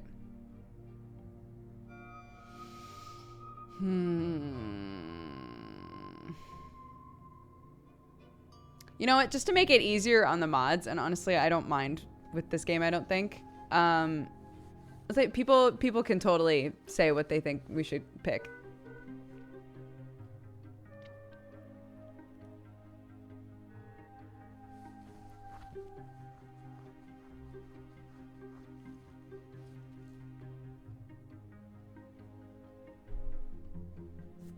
The naughty boy option. All right. Very determined. Know your lot and know the prayer. The lots are lies told everywhere. Damn, we went in. You shout these words, but you have no idea how they came to you. The shining pair standing behind her back turn to look at you. You can feel their gaze piercing you from top to bottom. When the moment passes, they melt into the dim light coming from the shadow, or from the window. Gloria is staring at you. You see disappointment in her eyes.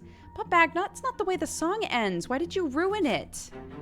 You shrug, pleased with your cleverness.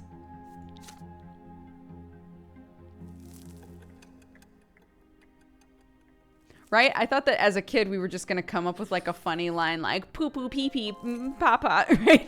But instead we were like, fuck the gods. We're like 2. Stares into the god's eyes. Hey. Like, what the fuck? You're starting to understand more and more of what the adults say. Your family is an unusual one. Your father is a nobleman, but not by birth. His is a title earned through great service, but your mother is a low-born woman, a commoner. And because of this, you were born a commoner, but father says you may yet come unto nobility. You learn to read at an early age. Together with mother, you read and learn by heart the many poems about the divine twins, the twin gods who reside upon the shining pillar. Mother calls these poems prayers. Again and again you try to discern the shapes of the gods in the strip of holy light that shines in the sky all day and night, but the light is too blinding to gaze upon. The greatest joy of all is when the stairs are no longer an insurmountable obstacle. And now you can climb and even jump from step to step. Father urges you to be more careful and avoid climbing too high. But even though you keep falling, you never stop being curious about the world around you. It's that determination, baby. Your older brother Stefan now spends less and less time playing with Gloria and you. Playing with commoners is beneath a nobleman to be, he says. So Gloria calls him names, and Stefan pulls her pigtails. One fine evening, Father gathers you all in the sitting room with an announcement. You will have another little brother or sister soon. Gloria asks him to bring home a little sister. A brother would be too much. Stefan gets frustrated. There are too many siblings getting in his way as it is. Soon you will be an older brother too, and it doesn't really matter who the youngest will be, a boy or a girl. You will love them the most. When Father comes back from his trips, he reads his adult books aloud for you. You find stories of war, generals, and rebellions quite enchanting, and Father approves of your fascination. Study hard, maybe one day you'll become a noble of the mantle and earn your sword. But first, you gotta grow up. Get bigger faster. Growing up, the concept is as terrifying as it is alluring. Oh my god. You keep staring at the carpet under your feet. You are both ashamed and proud, and it feels odd. A scratch on your hand stings a little. Stefan is standing next to you, sniffling from pain. Your brother was training in the yard with a wooden sword. You wanted to play with him, but he ended up getting angry and throwing the sword at you. The stick hit you in the shoulder. You picked him up and hit him with it. You see Mother's shoes walking to and fro on the carpet. You don't want to look up. You would rather not see her angry. She is not as gentle to you these days. Why did you hurt Stefan, buttbag? You stammer out an explanation. He hit you first, so you just hit him back. How dare he pester me like that? Oh. How dare he pester me like that? When I grow up, I'm going to hit you with a real sword. Mother shushes you both and speaks to you again. Her voice is stern, and yet you can still feel her concern for you. Even if Stefan hits you, you cannot hit him back. You are my son, and I was born a commoner. Our lot is to suffer. But your brother was born from a noble father and a noble mother. His sacrament is coming soon, and then he will rule over the likes of us. If you hurt a noble, you must be punished. It's your lot, and the sooner you learn it, the better off our entire family will be. Stefan looks at you in triumph. You look up at Mother in fear, not sure what to do. Why is this unlocked? Oh, because my willpower isn't high enough?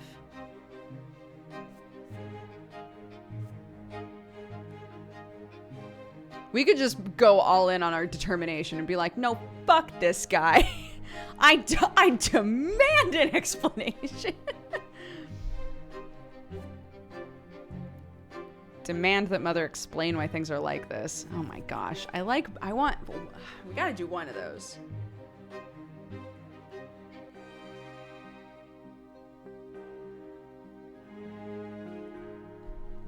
I'm going all in. We're a determined bitch. You break out of Mother's arms and start screaming. You're innocent, you cry. And if he hits you, you will hit him back. All fear and shame are gone. You stand up straight and stare defiantly into Mother's eyes. Her expression grows bitter. She catches you by the collar of your shirt and drags you down the stairs. I'm doing this for your own good. Do not defy me, buttbag. You're born a commoner, my son. Power and will is not your lot. It is Stefan's lot. He will become a noble soon. Life for you and me is humiliating and suffering. You have to accept it. You're flogged in front of your entire family. The pain burns on your skin again and again. You clench your teeth and hold back the tears. It's the only way you can prove you are your brother's equal. It is the only way you can prove that one day you will have the right to rule and fight. I just want to beat the shit out of her brother, though. I realize that he's another child in the situation. But I hope one day we get to just punch him.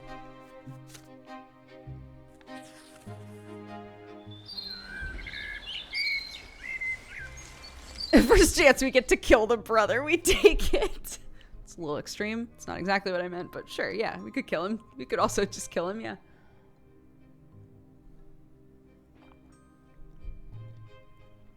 Mother mostly stays in her chambers now. With each passing day, she grows heavier, and her features get rounder. It gets difficult for her to walk, but she still smiles all the time. One day she takes your hands and puts them on her big belly, and you feel a movement deep inside her. You will have another brother or sister soon. Gloria takes you on walks to the yard now. You explore the yard together under the evening light of the pillar, and she sings you songs and tells you amazing stories. Hey, buttbag, do you want to hear a rhyme? I wrote it myself. There's even a bit about you, but don't tell anyone, okay? Writing poems and songs is only for nobles, and if Mommy hears about it, I'll get flogged. Remember how you got flogged for hitting Steven? I know, it was like it happened mere moments ago. Our judge is my second father. In the past, I had another. Mother says the twins are great, says we should not fight our fate. Brother loves to jump around. Please don't fall down on the ground. See, I wrote a little rhyme. Please don't tell them it is mine. Today your sister is nowhere to be seen. She promised to take you to the old pond and show you the red frogs that live there. But even then she vanished. The servants join you in your search. Even Mother leaves her chambers when she hears the commotion. Finally, you find Gloria in the far corners of the garden, holding a quill and sheets of paper covered in poetry. Mother becomes angry the moment she sees it. She looks through the poetry, her face dark with rage. Gloria is standing before her, wringing her hands and looking for an opportunity to run, but there seems to be no escape. What is this nonsense, Gloria? We talked about this. You were told to take care of your little brother. You are absolutely not allowed to entertain yourself with writing. I'm trying to remember. I'm trying to think of a quote from Beauty and the Beast from Gaston, but it's just not coming to me. I can decide that for myself, Mom. That's right, Gloria. God damn it. Fight the system with me, baby. No, you cannot. It has been decided by the gods. And he is not a little brother anymore. He doesn't need a nanny. And I need some time alone to think for myself. I'm not hurting anyone. You are a commoner and a future wife, and it's time you learned how to properly care for children. Had your disgraceful former father kept me in his house, you could have been born a noble, but that is not our fate, and you are forbidden from ever spoiling paper and wasting ink again. Former father? Wait a second. Have we been moved out? Mother grabs Gloria firmly by the hand and takes you both in the house. The scribbled sheets fly into the fireplace. Gloria sobs violently. You are a bystander to the scene, unsure of how to act. Oh, with higher perception, you could do that.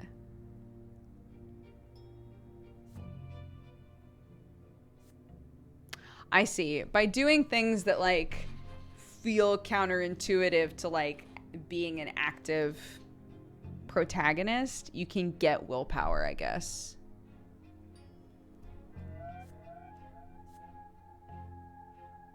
Oh, I don't want to complain about her, though. Why is that the determination one? Come on. Look. Gloria's fighting the system, same as us. I'm comforting her. We're in this together, baby. Mother leaves. The last of your sister's poetry burns away in the fireplace. You walk up to your crying sister and take her by the hand. None of this is her fault, you say. What Mother did is wrong and far too harsh. Gloria sniffles before speaking. But I did leave you all alone. You're not mad at me? Really? You nod in reassurance and Gloria embraces you. Buttbag, you are the best little brother in the world. The two of you make a deal. She promises to tell you when she wants to be alone. You promise to protect her and her secrets always. Oh, yeah. We have an accomplice. Oh, I see. Oh, we have different parents as well. Interesting. So I'm the half-brother of both of them.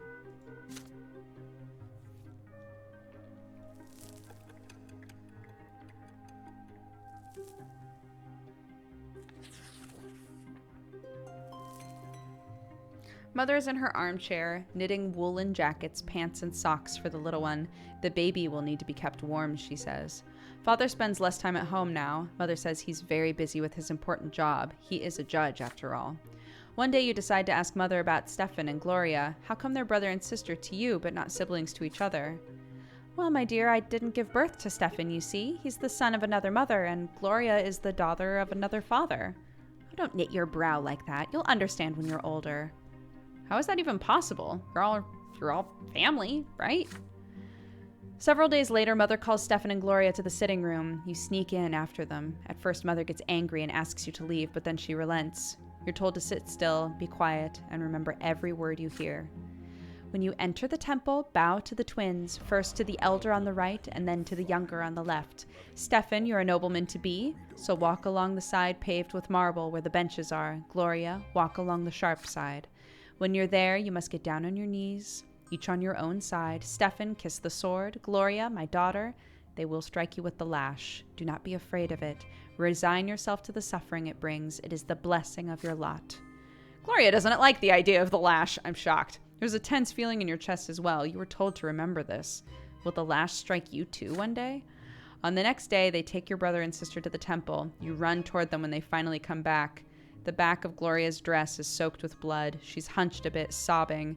Stefan is putting on airs, acting prouder than ever. Nothing else looks different. It's like all is the same, and yet everything has changed. Each of them have accepted their lot. Unity goes down.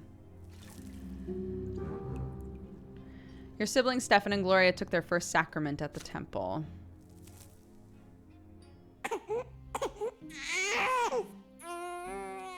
They were not kidding. There's a reason that warning is in this game.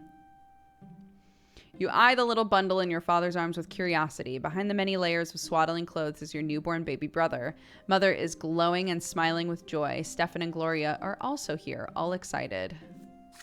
You promise yourself you're going to be the best big brother in the world. You will never hit him. The two of you will play together and tease Stefan together and help Mother together and go on so many adventures. It feels so strange to be an older brother. Just the other day, you were the youngest in the family, but everything is different now. Your parents name your little brother Nathan, and Mother spends day and night by his side. Nathan cries all the time, day and night. Mother barely gets any sleep. She's worn out, and she starts forgetting things. Like today, for instance, she forgot her knitting in the armchair in the sitting room. You should bring it back to her as soon as possible. You run to Mother's bedroom. You miss her smile so much. You walk in without saying hello and give her the knitting, but instead of gratitude, you get an ice-cold, exhausted stare. Nathan is also there, screaming all the time. Go away, you're bothering me. She spits the words out through her teeth. You look at the bawling newborn. She can't even get a minute of respite. Enough already. When are you going to stop? I just want peace and quiet. Mother leaps across the room and starts shaking Nathan with malice in her eyes. His cries get louder. She looks tired from his never-ending screams. She seems to be within an inch of smashing him against the wall. Somebody's got to do something. You're scared of your mother right now, but you fear for Nathan's life more.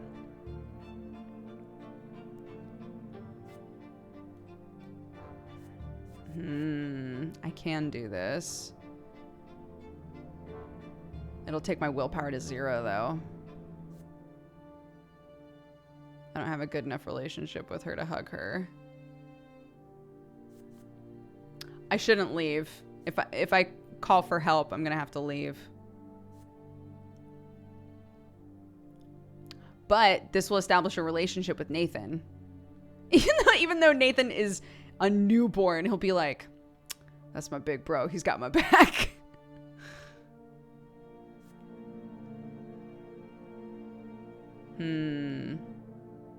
I'm snatching it. You leap at your mother and demand she give you Nathan. She freezes when she hears the words. You snatch your little brother out of her arms. She chokes with rage and falls on the bed screaming, and you run away to the playroom. Your baby brother is heavy in your arms, and he sniffles. You sway him gently, like Mother did, and quietly sing him a lullaby about the twins. Nathan calms down, and soon he closes his eyes. You put the newborn on your bed, and swear on your life no one will ever hurt him while you're around. You hear heavy footsteps in the hallway. Father enters the playroom. He looks at you, and then at Nathan, somewhat confused. You did something bigger than you today, son. It is a noble deed to protect your family, but you should have come to me. Please understand, this was my duty, not yours. You saved your baby brother from harm. If you feel yourself ready to take the responsibility to protect others, then maybe you can walk the path of the noble when you're older. But for now, we should bring him back to your mother. Come with me. He picks Nathan up. Your brother is fast asleep, breathing quietly. The three of you return to Mother's bedroom. Father puts Nathan back in the crib. Mother is no longer screaming, and she embraces you. Forgive me, the twins know I was out of my mind. Please don't be angry with me. You hug your mother in response.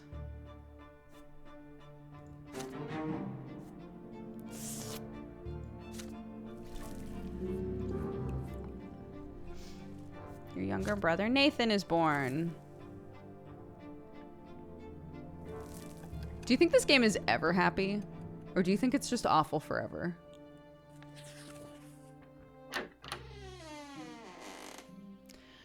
You wake up to Father's touch on your shoulder. He's finally back home after a long trip. Buttbag, today is your special day, the day when you begin your studies. Now, teachers will be coming to our home to teach you, and you must do everything they say. Be diligent in your studies. You will grow closer to the nobleman's lot. And since you must remember this day, a present is in order. Lydia, get our little schoolboy dressed. I'm taking him to the market. Stefan wants to come with you too, but Father shushes him. This is your day. Your elder brother is hurt to hear this, but he stays quiet. An open carriage takes the two of you through the dusty, noisy city streets, a pleasant wind tussling your hair. Your city is called Anizot. That you already know. It's one of the largest cities in the entire empire. There's a big shadow on the street. It comes from the white foliage of an enormous tree that spreads its branches all above the city. My son, did you know that the silver tree grew from the blood of our God's own disciples? It has been growing here for hundreds of years, right in our city. It cannot be damaged or burned. Not even the clergy knows why. The carriage comes to a halt by a small shop next to a city square. You run there and freeze by the stalls in excitement. The shop is packed with dolls, figurines of toys. You've never seen so many at once before. Have you chosen your present yet? Father asks. You have. You want the Holy Order set, which includes several figurines of the Empire's greatest warriors of all time.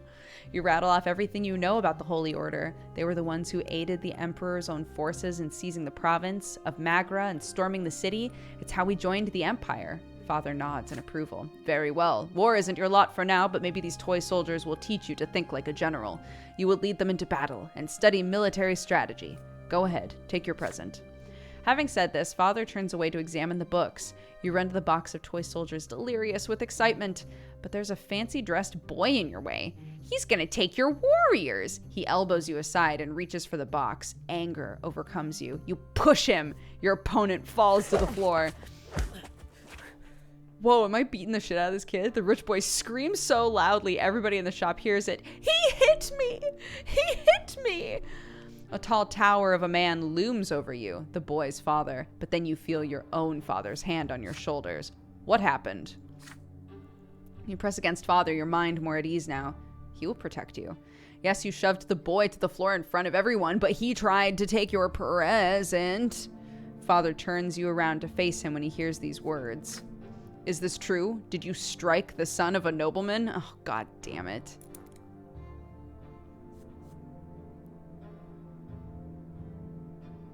My willpower will go down? Pfft.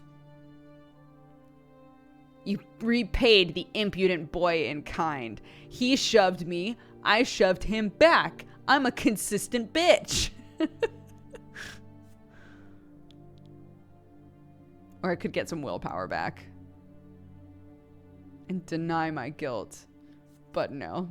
We all know what I'm gonna do.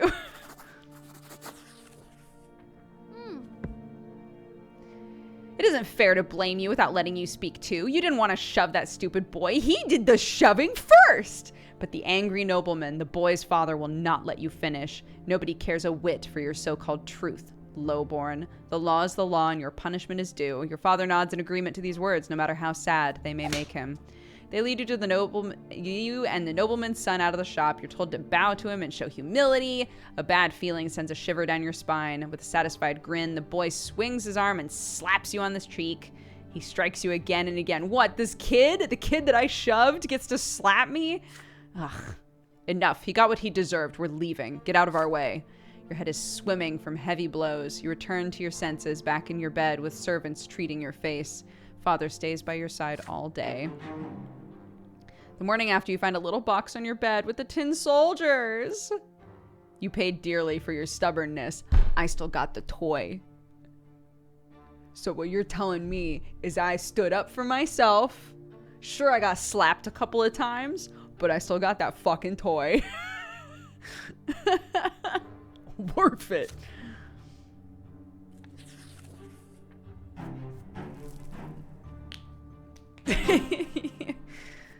This event is a consequence of your previous actions. A consequence? Father's sword. When Father is not working long hours, you often see him spending long stretches of time in the backyard practicing his fencing. You are allowed to watch, but that's it. You are forbidden from touching the sword, let alone actually learning how to fight with it. It is a new day, and Father has been busy in his study since early morning. Mother took Gloria and Nathan to the shops. Your studies are done, the house is empty, and Father's sword just be hanging by the yard door. He must have left it there by accident after a training session. You deliberate at first, and then you grab the sword with resolve and run outside. At last, a chance to see it up close. It is a small sword used for dueling, heavy and devoid of ornamentation. You recall that it was made specifically for him. The weapon is difficult to handle. Its heft makes the palm of your hand shake. As you get used to it, you try your best to imitate Father's feints. Your technique leaves much to be desired, but it's something. You imagine yourself fighting for the family's honor as the thin blade slices through the air. But you swing too far back and the blade nicks your shoulder and cuts through your shirt, staining the fabric crimson. The sword falls to the ground with a dull clang. You try to apply pressure to the wound to make it stop bleeding, but all you do is make the blood flow faster. Buttbag, what are you doing? The familiar voice hurts you more than the cut from the sword. Father walks up to you briskly, his rugged arms off a length of cloth and bandage your shoulder. He squats by your side and pulls you into an awkward embrace. My son, why did you have to take the sword? You know you're not supposed to hold it. It is not a toy. It is a weapon that can take lives. I know how you feel. I used to yearn for my father's dueling sword when I was a lad. One day you might have a chance to earn the right to carry a weapon, but first you must have patience and study and become a noble. And when that day comes, I will be proud to teach you myself. You rarely spend time with father without someone else around. There is paternal love in his voice, so much that even the cut on your shoulder barely hurts now. You would be glad to be convinced by what he says, but how can you forget your dream? How can you abandon it just for father's approval? Is it right for him to ask so much of you? Oh, my willpower is gonna go way down. It's already at 0, dude.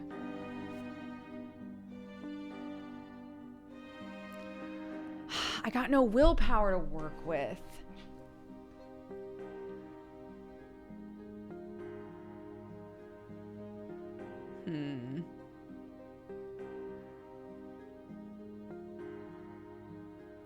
I think I'm gonna...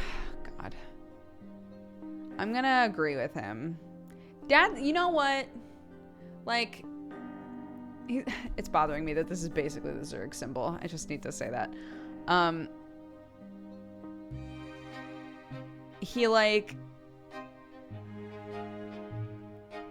He tries to work with the system that exists, and that sucks, but he's been like a good dad to us, I would say. Overall.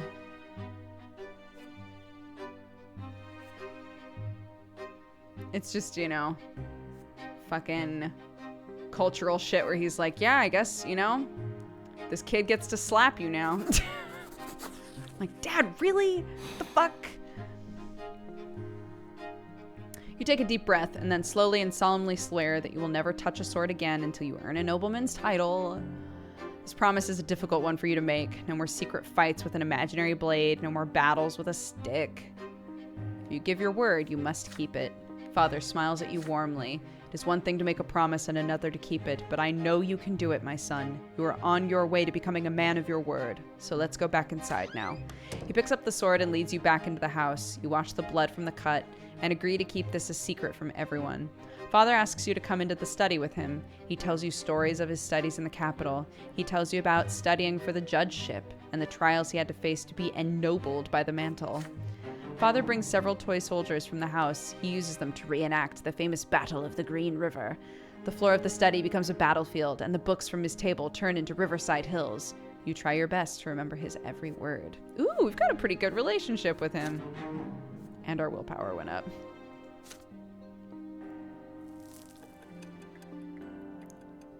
Six years old, baby. Today, Father ordered the dinner table be brought out into the yard. For the first time in months, he's home, outside of the confines of his always locked study.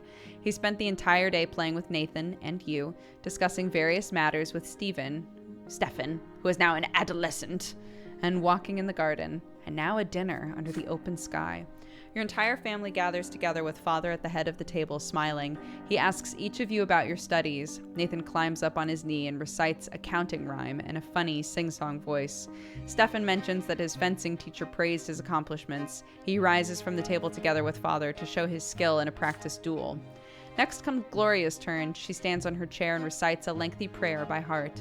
Mother showers your sister with praise. Father chuckles quietly, hiding a smile. When your turn comes, you recite all the ranks in the Legion, from common soldier to high commander. Stefan listens to you with a skeptical look on his face.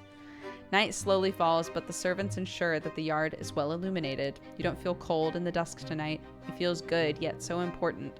All of you, finally together, sitting at the same table. No fighting, just smiles. No arguing, just pleasant small talk. Then a servant approaches Father with a letter. He reads it in the dim light, and each line gradually washes the smile of Father's face until a stone-cold mask remains. Mother looks at Father with an unspoken question in her eyes. Gregor Brante is coming back to Anazot. He is the head of our family, my father. Your grandfather, Gregor, returned to the family home.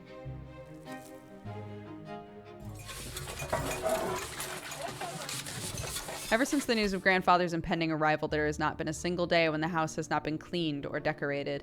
Your parents anxiously making sure everything is in order. They tell you to wash your face and hands after walks and scold you for leaving books on the floor.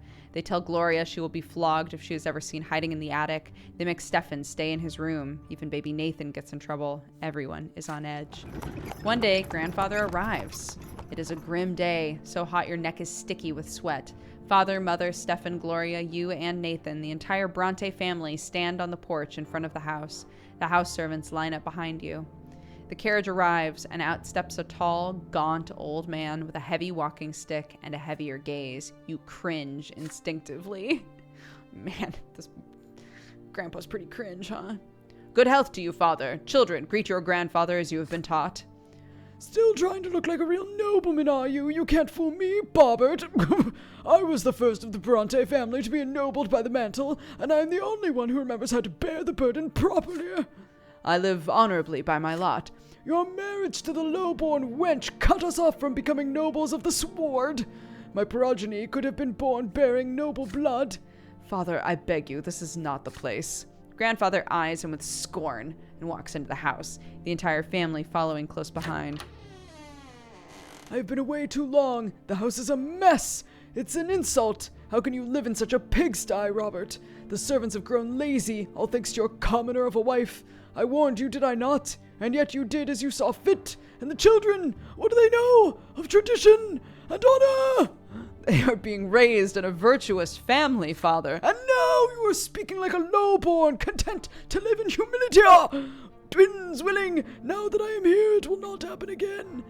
What if we kill Grandpa? I know that I'm like brandishing the idea of killing adults as a child. Maybe a little too early in this game, but what if we killed Grandpa? Just a little murder. Just to get us on the path, you know? I'm taking your oldest son to the capital. I see you cannot provide Stefan proper education. I will correct your mistake. Yes, get rid of Stefan. Your brother's fate has been decided, just like that. Father doesn't object. He orders the servants to prepare Stefan for the journey. Stefan freezes in place, glancing at grandfather and father again and again. The latter puts a hand on his shoulder reassuringly. Grandfather's lips are a tight line, white with contempt. The house is examined, room after room. Everything grandfather sees is showered with scorn. He scoffs at a crease on a blanket in Nathan's crib and mother's bedroom. He mocks Gloria's knitting. The door to your room is next. What is this, Robert? Tin soldiers in your younger son's room. He was born a commoner. I won't have him daydreaming of Buttle. Grandfather seizes the box. Oh, hell no. Strike grandfather.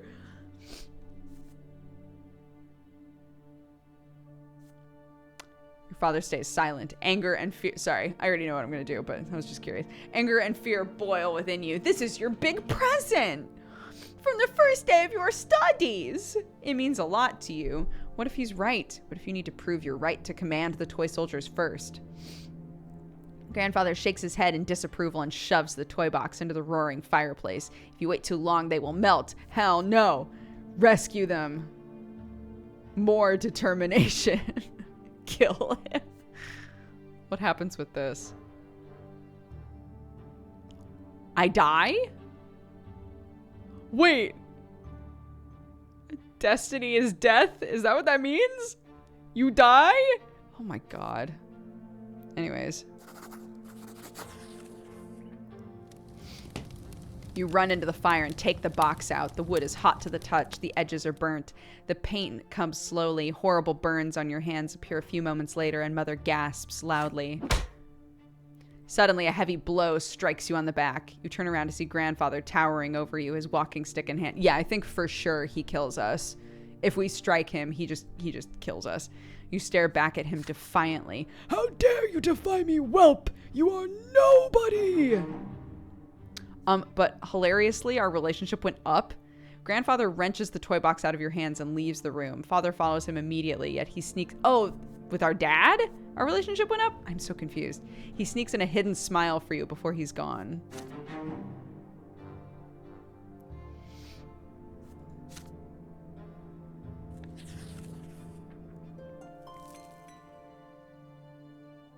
Soon grandfather leaves. Your elder brother Stefan goes with him. From that day on, father's hired teachers tend to you alone. They bore you with monotonous lectures on writing and counting and the way of life and blah, blah, blah. You often distract yourself from their instruction by playing with your younger brother Nathan. Your home grows quiet without your elder brother. Too quiet. Weeks later, your family receives a letter from Stefan. Grandfather has sent him to a boarding school for nobles. He's now studying hard in preparation for his service as a nobleman. The rules here are way too strict. You can't even sneeze without a teacher's permission. But I've been studying with my peers, and we're learning how to live as nobles in a noble society. We're also learning the art of swordplay, my favorite part. With Stefan now at the boarding school, grandfather arrives once more, this time to live. No! The only good thing is that he often has urgent business, thank God. And then he has to travel. One day you ask mother where he lived before. In Eterna, she says, but now his place is here. Each time grandfather returns, he gives the servants new orders. Your home is now always busy with repairs. The servants are redecorating grandfather's chambers, including his library and sitting room. Sometimes father tries to gently talk him out of this. Why subject the house to constant reconstruction? But grandfather's answer is always the same. This home is mine, and I will live here as befits a man of the nobility. All right. Some days, grandfather stays home. On those days, you try your best to just stay out of his sight.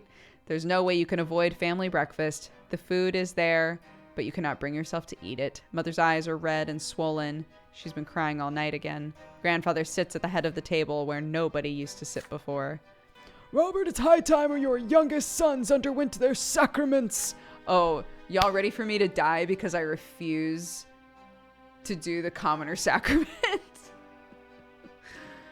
Y'all ready for this shit to get wild? Because hell no am I letting some god smack me around. Hell no. Sir Brante, please let them live free of the lot for a while longer. They are but... Shut your mouth, Robert! Gloria drops her fork. Grandfather shoots her a scathing look and a tear rolls down Mother's cheek. Father does not look away from his plate, his hands clenched into fists. Baroness Elodaris, another I will not do that, Father.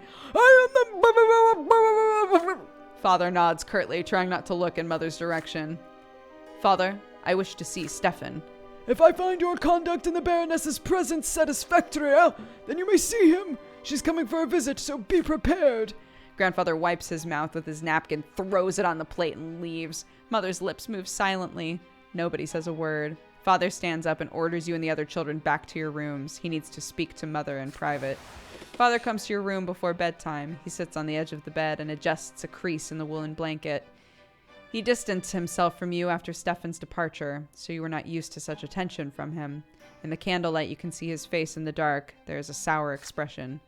My son, Baroness Emma Elodar, will be visiting us tomorrow. Please be polite, treat her with respect. Nathan will do as you do. I want this dinner to be as immaculate as possible. Don't let me down. Oh my god. I'm about to fuck up this dinner on purpose.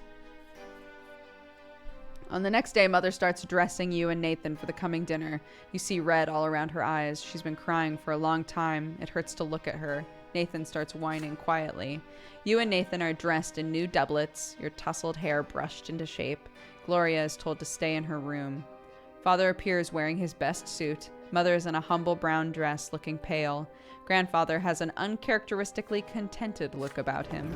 You hear the sound of wheels and hooves against the cobbles in the yard, and then a pair of dainty heels come clacking. The antechamber is completely quiet and still, fearing Grandfather's observant eye. The door opens. You see your guest, a beautiful dark-haired woman in a dress of elegant deep blue. Father takes the hand of Lady Elodar and kisses it, showering her in compliments. Grandfather's face is beaming in her presence. No one even bothers to introduce Mother. Baroness, allow me to introduce to you Robert's sons, Buttback and Nathan. Frankly, his eldest Stefan deserves the most attention, but currently he's studying in Eterna with other young noblemen. It is my hope that his younger sons will also make me proud one day.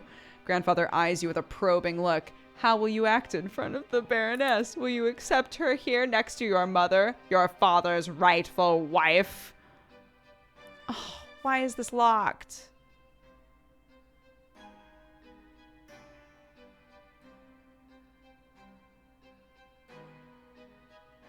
I need more reputation with the family, I guess. One of these, one of these must be true. You must have high perception or a better relationship with Robert. Damn.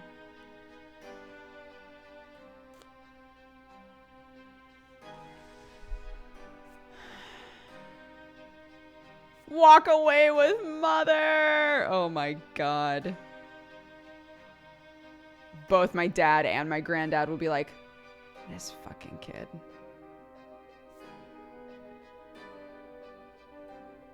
Man.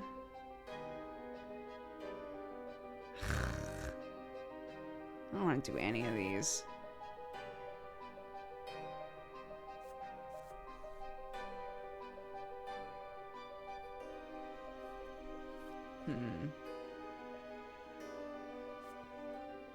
Our willpower goes down for this.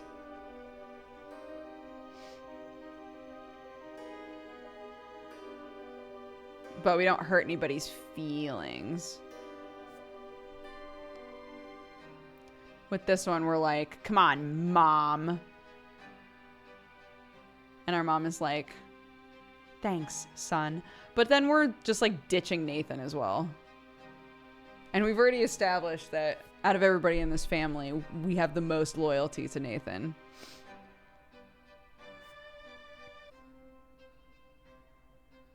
Yeah, I'm not doing that shit.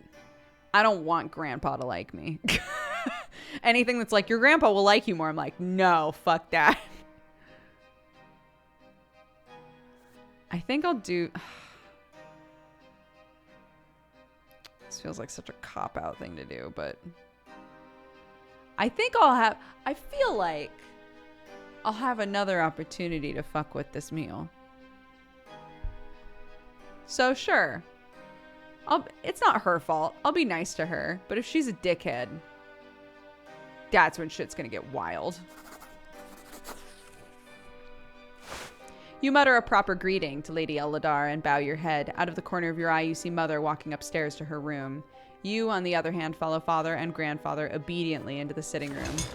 Grandfather and Baroness Eldar engage in a small talk over dinner. They discuss her inheritance litigation. He advises her like a proper judge. Father is mostly silent, only getting in a word or two. The morning after... Oh, man! No ops! Morning after, Father leaves for Eterna with Grandfather to visit Stefan. He returns from the capital in a quiet rage. You overhear your parents talking. Apparently, Grandfather has already poisoned Stefan's mind against him, and he greeted Father with cold hostility. The name of Baroness Eldar is never mentioned in the house again. Hell yeah. Fuck you, Grandpa. 7 years old. Let's go.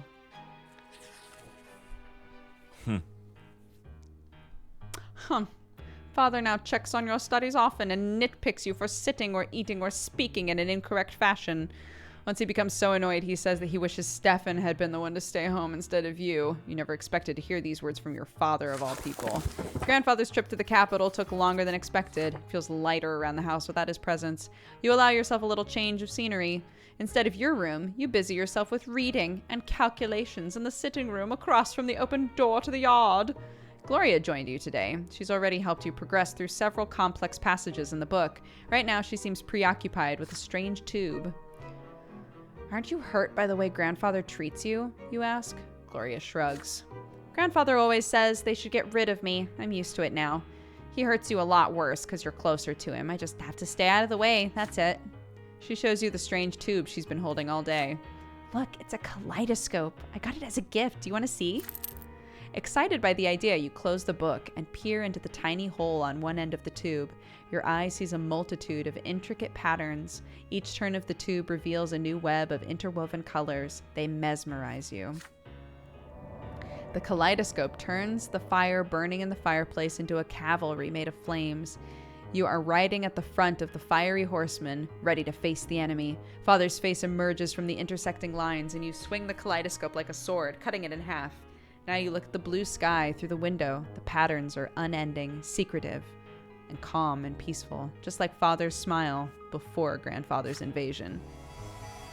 The deep blue gives way to a scattering of gold, radiating gentle warmth like Mother's arms.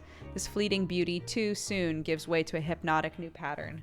Again and again, you see your family in these interconnecting figures as they come together and break apart.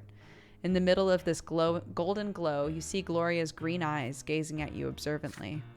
Your sister left you long ago. The books are abandoned. Time slips away unchecked, but you're still busy peering into the kaleidoscope. Order emerges from the chaos before your eyes again and again, but you can't preserve it no matter how you try. You're caught in an inner conflict. There's so much to be done with this kaleidoscope. Should you take it apart or ask Gloria how it works or keep enjoying the patterns? We can't take it apart. It's Gloria's.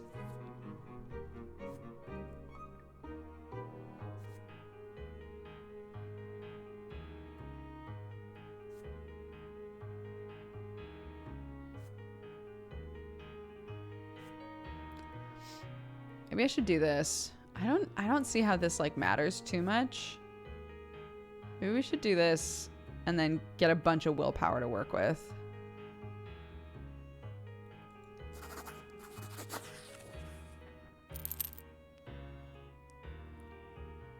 You continue peering into the ever-changing patterns the kaleidoscope offers you. They become truly interesting when you point it at the shining pillar gleaming in the sky. In your mind's eye, one battle follows another, filling your ears with clanging steel and the neighing of horses. You are leading the Imperial Army now. Everybody is so proud of you. Grandfather says you're better than Stefan, and Father's stern voice cuts your daydream short. You lost track of time. It's evening now. How did you get your hands on this toy buttbag? Why aren't you studying? Give it to me. You'll have double the lessons tomorrow. I'm full of power. Hell yeah.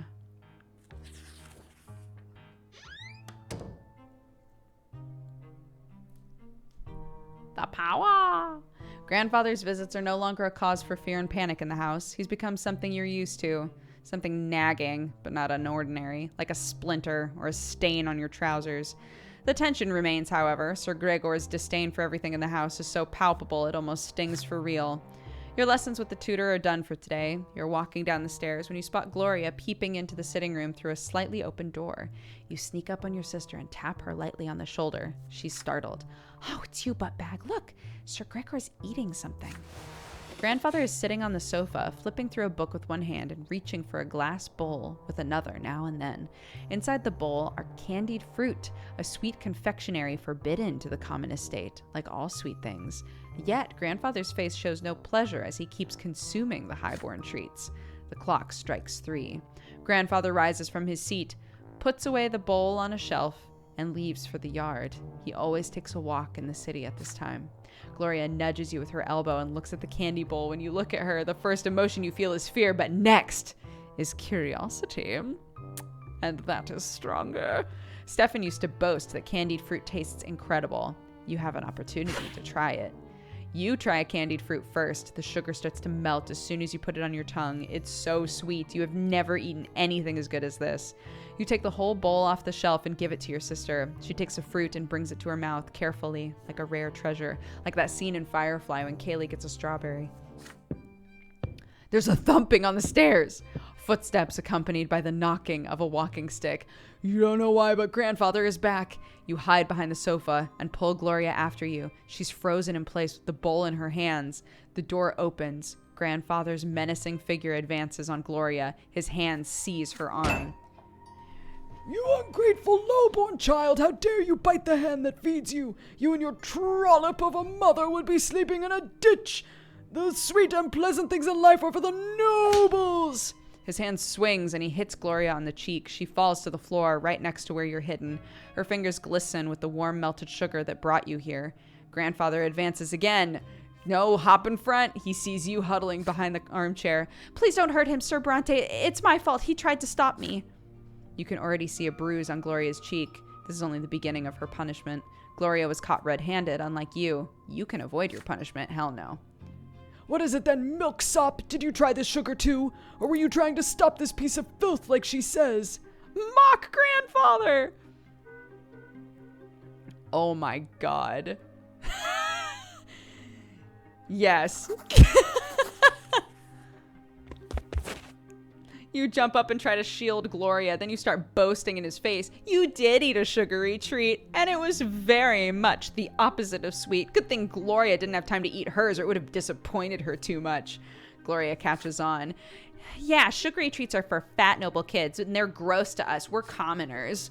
You continue her train of thought. Why? We simply got curious after Stefan started boasting about it. He told us these treats are so good you can eat them forever. But obviously our brother lied. They are unbearable. Then again, what else would you expect from grandfather's darling Stefan? Grandfather's face is red with rage. He strikes you both with his walking stick, blow for blow. You mock me! He keeps hitting you until he grows tired, and then he leaves you where you are, muttering in rage. Soon enough, Mother comes in to find the two of you on the floor, too afraid to move. She shakes her. She just walks in. We're both just like beat to shit, and she's like, kids. You're badly hurt, covered in bruises. She still forces you to kneel and recite the precepts on the lots and how important it is to follow them. Gloria's face is bruised and swollen. She gives you a weak smile. Fuck yes. Gloria and I, thick as thieves, baby. We got him so riled up. Two commoners made an honorable noble feel helpless. That makes all the pain worth it. Isn't that right, brother? Your entire body hurts from the heavy blows, but deep inside you're ecstatic. You stood up to grandfather today. It's a victory you'll remember for the rest of your life. Gregor's quickly in the camp of fuck them kids.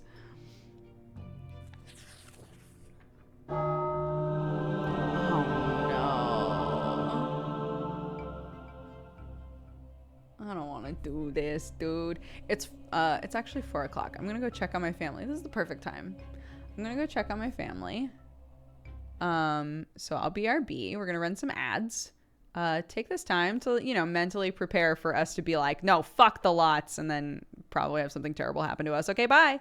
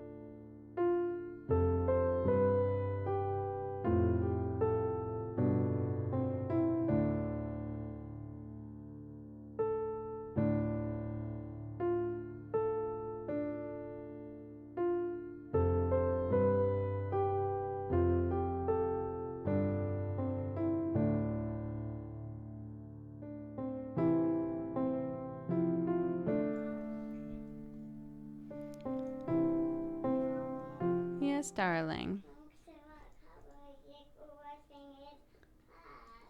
Can he have a little rest? If he wants to rest in there, he can, huh? Hi, chat.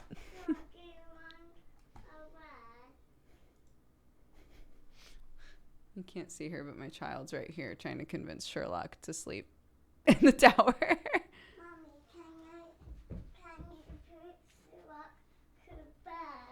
I can't make him lay in bed. No. I can't make him use it. He might not want to. Sherlock's got one claw. I don't know how I haven't noticed this because he snuggles with me a lot. Yes?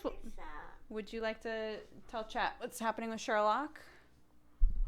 What's going on with Sherlock, honey? His foot hurts. His foot hurts, yeah.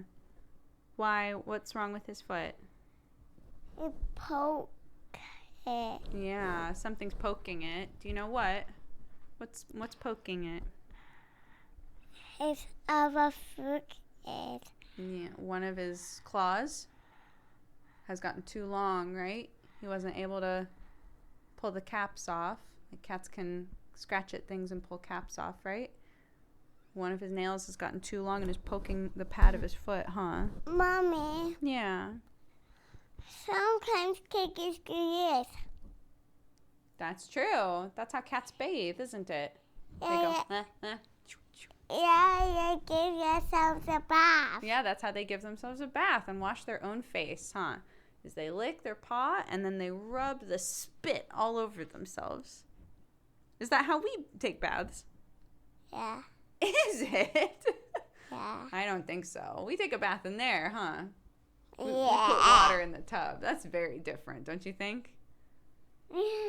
Yeah, I think so too.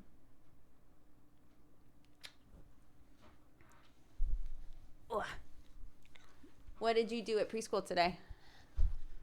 No, I want to go cut his hair. You can. What would you like to say to chat? Here, this is the microphone. Yeah, he's Sherlock. Yeah, do you see the little bouncing Sherlock? Yeah. That's very cute, isn't it?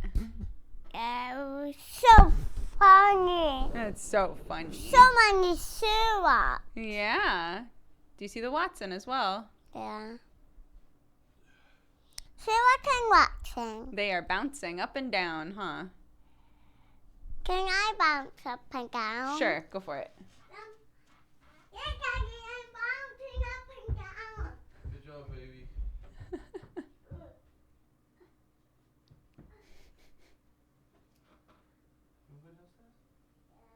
You guys gonna go hang out? Okay, I love you. Bye, Mommy. Bye-bye, darling. Have fun with Daddy.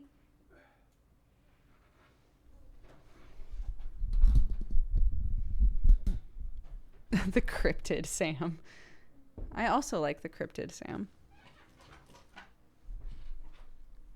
That was a good palate cleanser for us, right? We're playing a game where kids are getting smacked every like 5 seconds. It's not a good time.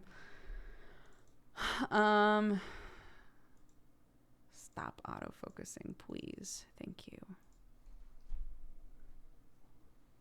Right? I needed that too.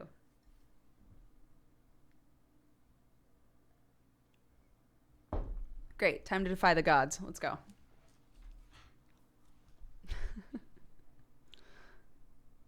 Oh. How come it keeps losing the game? It's okay. Look at my little pirate family. We're all so cute. Okay. Father and Mother have been focused on Nathan and you since early morning. Instead of breakfast, you're told to say your prayers, wash your hands and faces, get dressed in plain white shirts. Today is the day of your sacrament. Mother, I want to go play in the yard. No playing today. You and Buttbag are big boys now. It's time for you both to have your first sacrament. No one can live without a lot. I don't want a lot. Be quiet and listen. You were born commoners. You must accept a low-born lot before the twins. When you grow up, you will get a chance to earn a noble lot. Father and Mother take you to the carriage. Nathan is hungry. He starts whining. Grandfather is the last to get in the carriage. His eyes are on you and your brother, looking for every fault. Soon the carriage is moving along the streets of Anazat, slowly and solemnly. One more turn, and you see the colossal white building marked by 2 massive pillars. For the first time in your life, you are to enter the Church of the Twin Gods. You enter the gate and walk under the splendorous dome of the church. The church hall is divided into 2 halves. They are drastically different from one another. The floor on one side is rough and jagged and covered in dried brown spots. The floor on the other is made of smooth marble. The commoners kneel on the jagged floor, and the well-dressed nobles and their families sit in pews.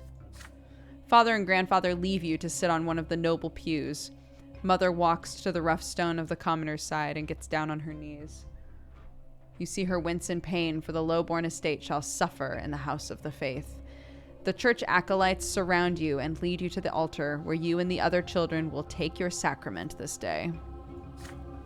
Before you stands a tall priest dressed in black with a sword in one hand and a hefty whip in the other. Nathan's whining grows louder. He dislikes this place. He's scared. You remain quiet, but your stomach roils in uneasy anticipation. The first child to take the sacrament is a jaunty little boy from a family of nobles. The priest extends the sword before him and recites the word of his lot. From this day forth he will fight and rule and pursue the arts, his mind now forever free from the throes of suffering, for he belongs to the noble lot. The boy proudly touches the flat of the blade with his lips. Nathan is next to receive the sacrament.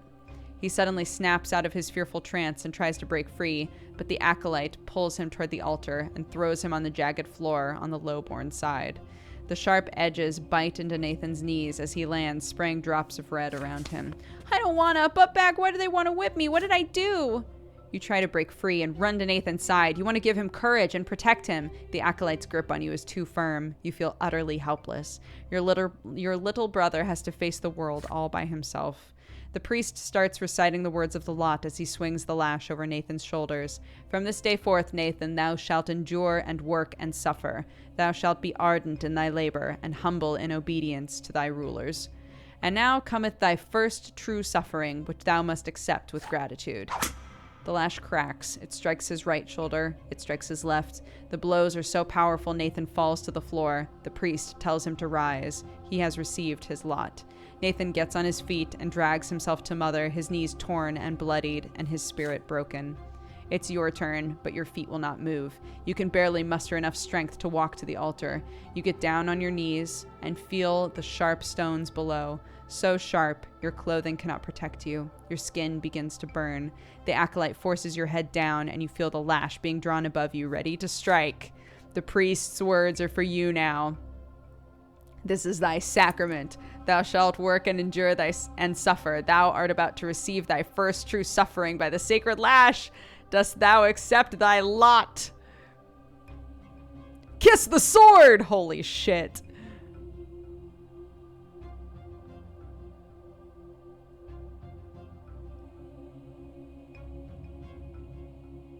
Oh my god.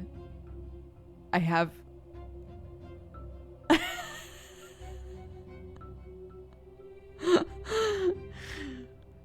But Catch the Lash is so good. To just be like, no, fuck you!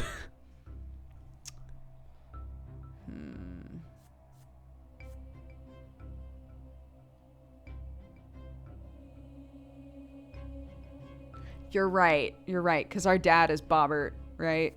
Gregor is grandpa, and Bobbert is our dad.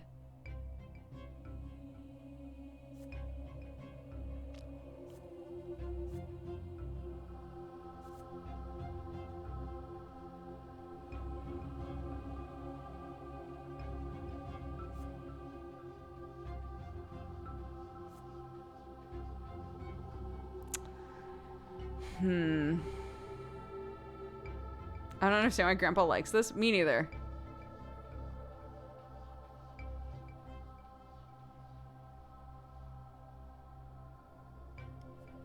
But, like, do I want to be a noble?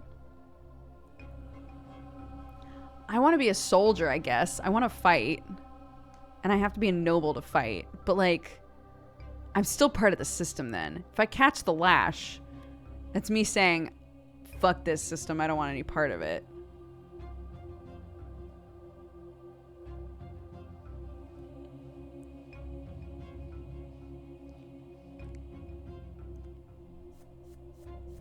catch the lash.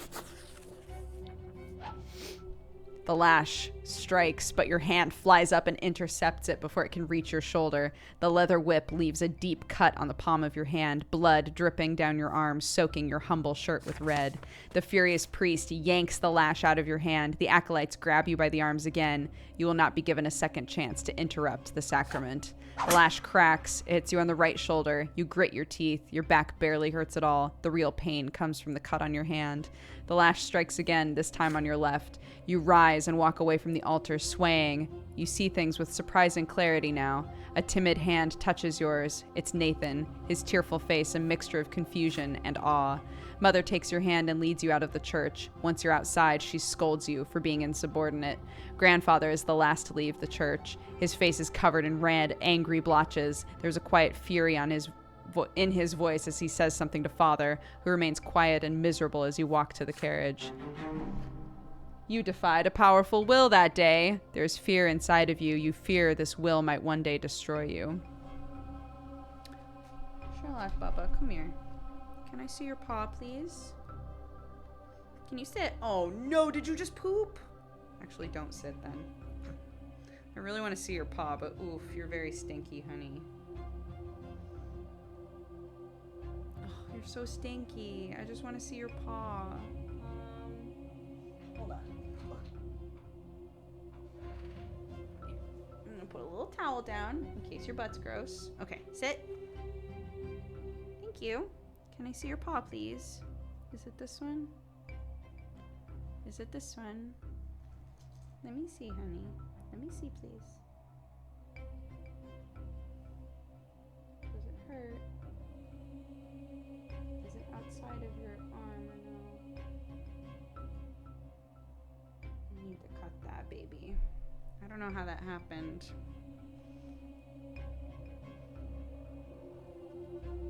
Sam and I will wrap you up. We'll wrap you up and clip your nails tonight, okay? He doesn't seem like he's, even when I mess with it, it doesn't seem like it hurts him. I think it's just really long. He needs to scratch his claws more. He scratches them all the time. We've got things like this, like scratching posts all over the house, and he uses them all the time. That's why I'm not sure how that happened. But cats also, their nails have like layers, like caps, which is why you find like little nail caps all over your house if you have cats. They naturally will like rip the caps off, but Sherlock doesn't have teeth. So he's not able to as easily rip the caps off, and so I think sometimes that's what impedes him.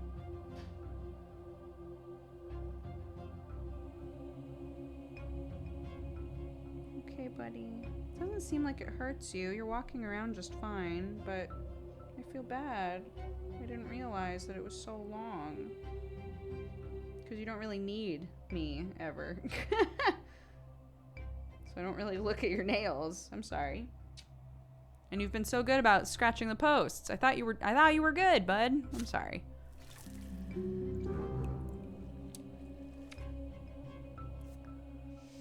You received the commoner's lot. The mark left on you by the sacrament takes a long time to heal. Mother says it's a reminder of your lot, suffering and sufferance, pain and patience. Gloria shows you the mark of the lash on her shoulder one day. It will never disappear.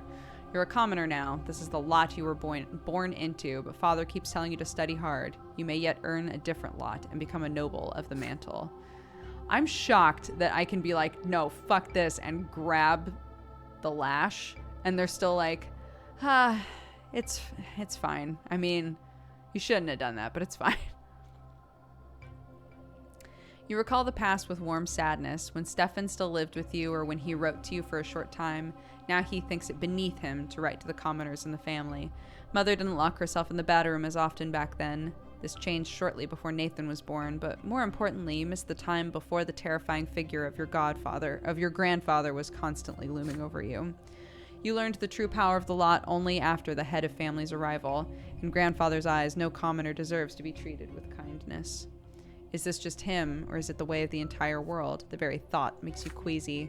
You're older now, and what's more, you're an elder brother. You've learned how to care about someone else, how to teach and protect. Soon, you're a small boy no longer. As the days pass, Play gradually gives way to laborious study. Your choices will decide your place in the bizarre, ruthless world of adulthood. Your childhood years are over. Oh, damn.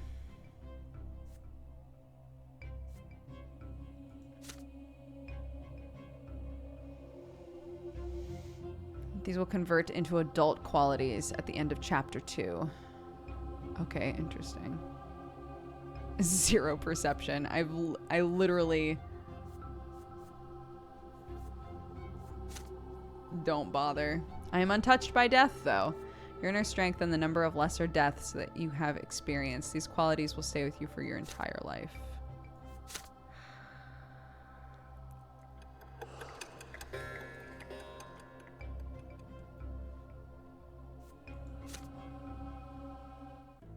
I was growing up fast. The school, the streets, and the whole wide world awaited me beyond the gate of my parents' house.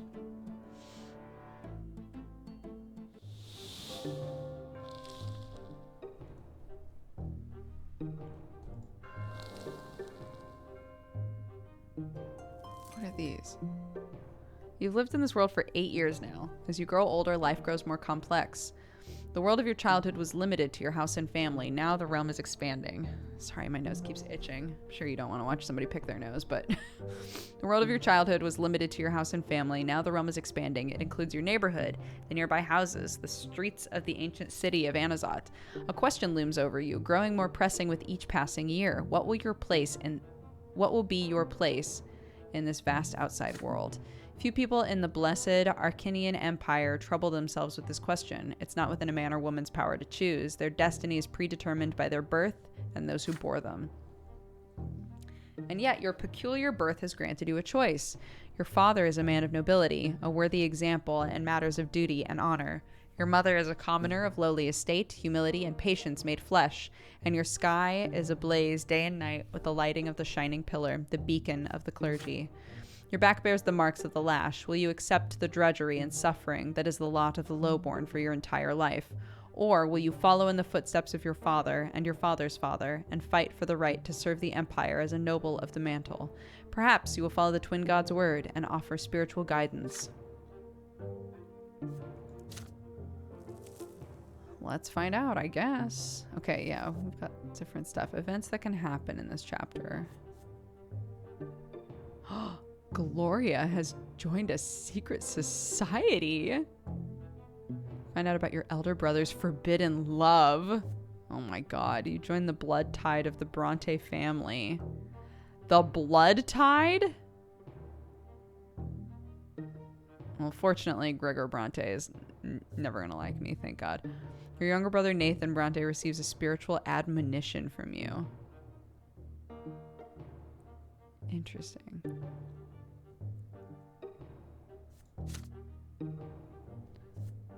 You experience your first romantic feelings. You experience a revelation by the sacred silver tree. You save the local girl named Sophia from a lesser death.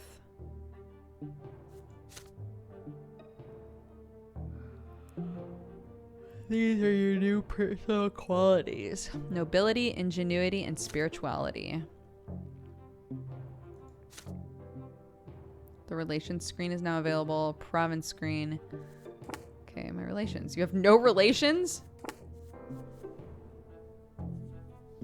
Wait, so what happened to all that determination that I was building up all that time? Nothing?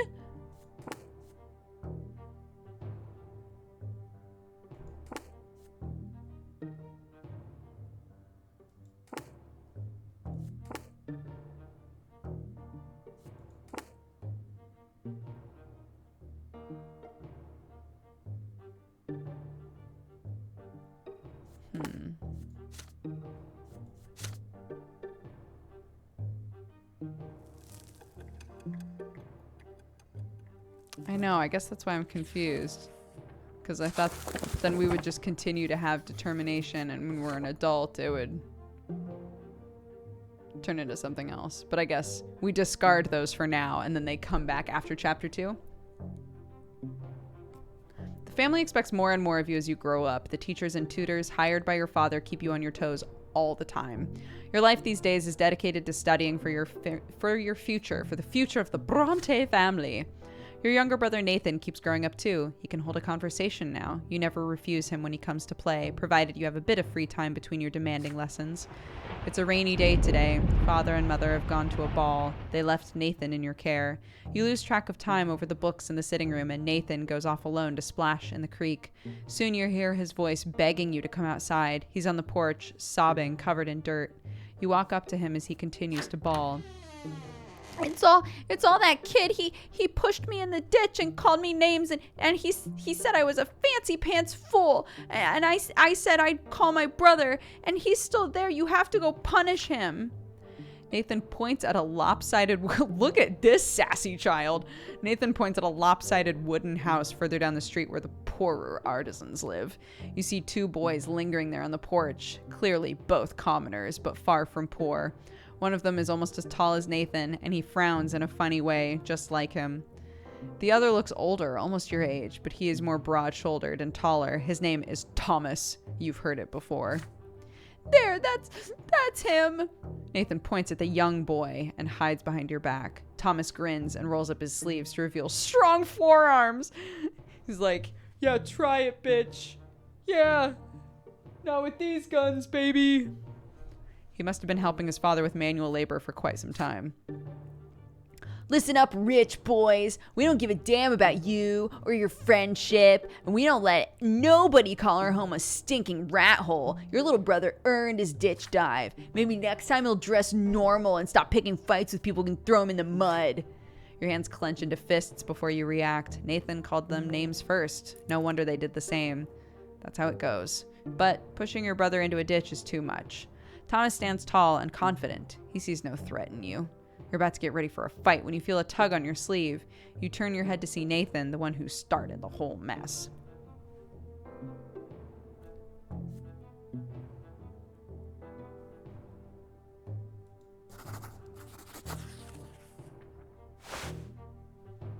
Nathan keeps tugging on your sleeve harder and harder, and finally you turn and look at him.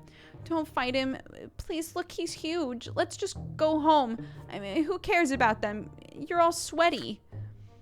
You gonna listen to your little brother and walk away like a coward? All you rich boys are chickens. You do nothing but squawk. And when push comes to shove, you run home to mommy.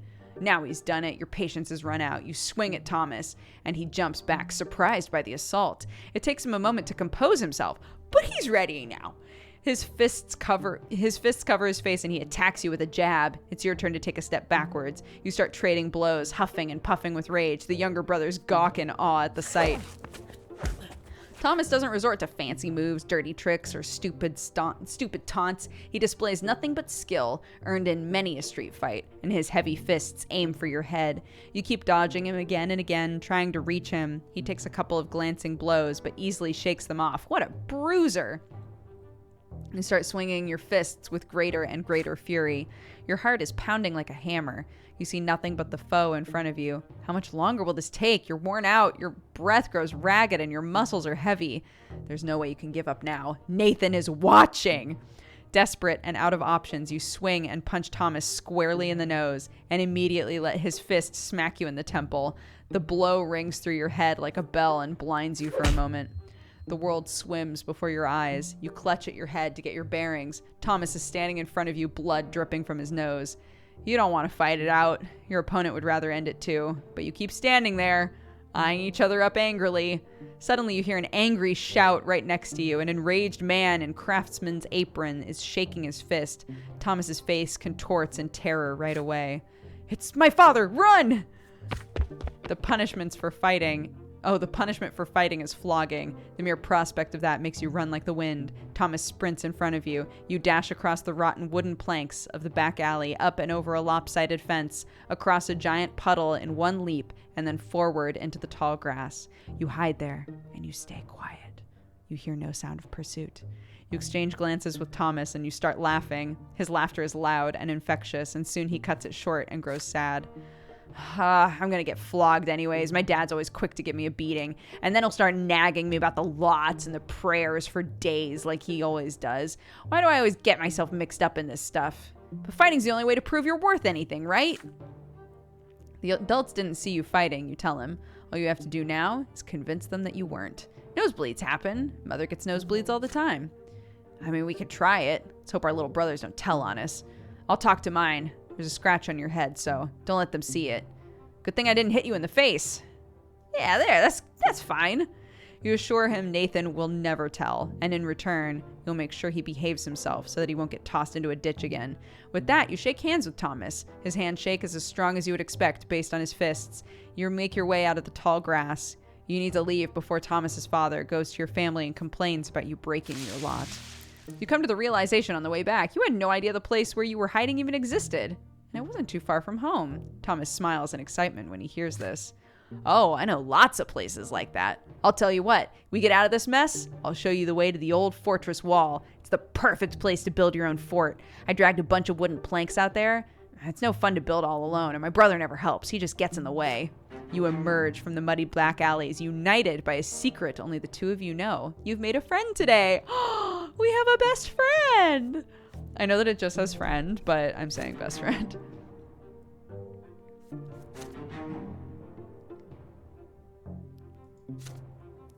Damn, I've got willpower for days.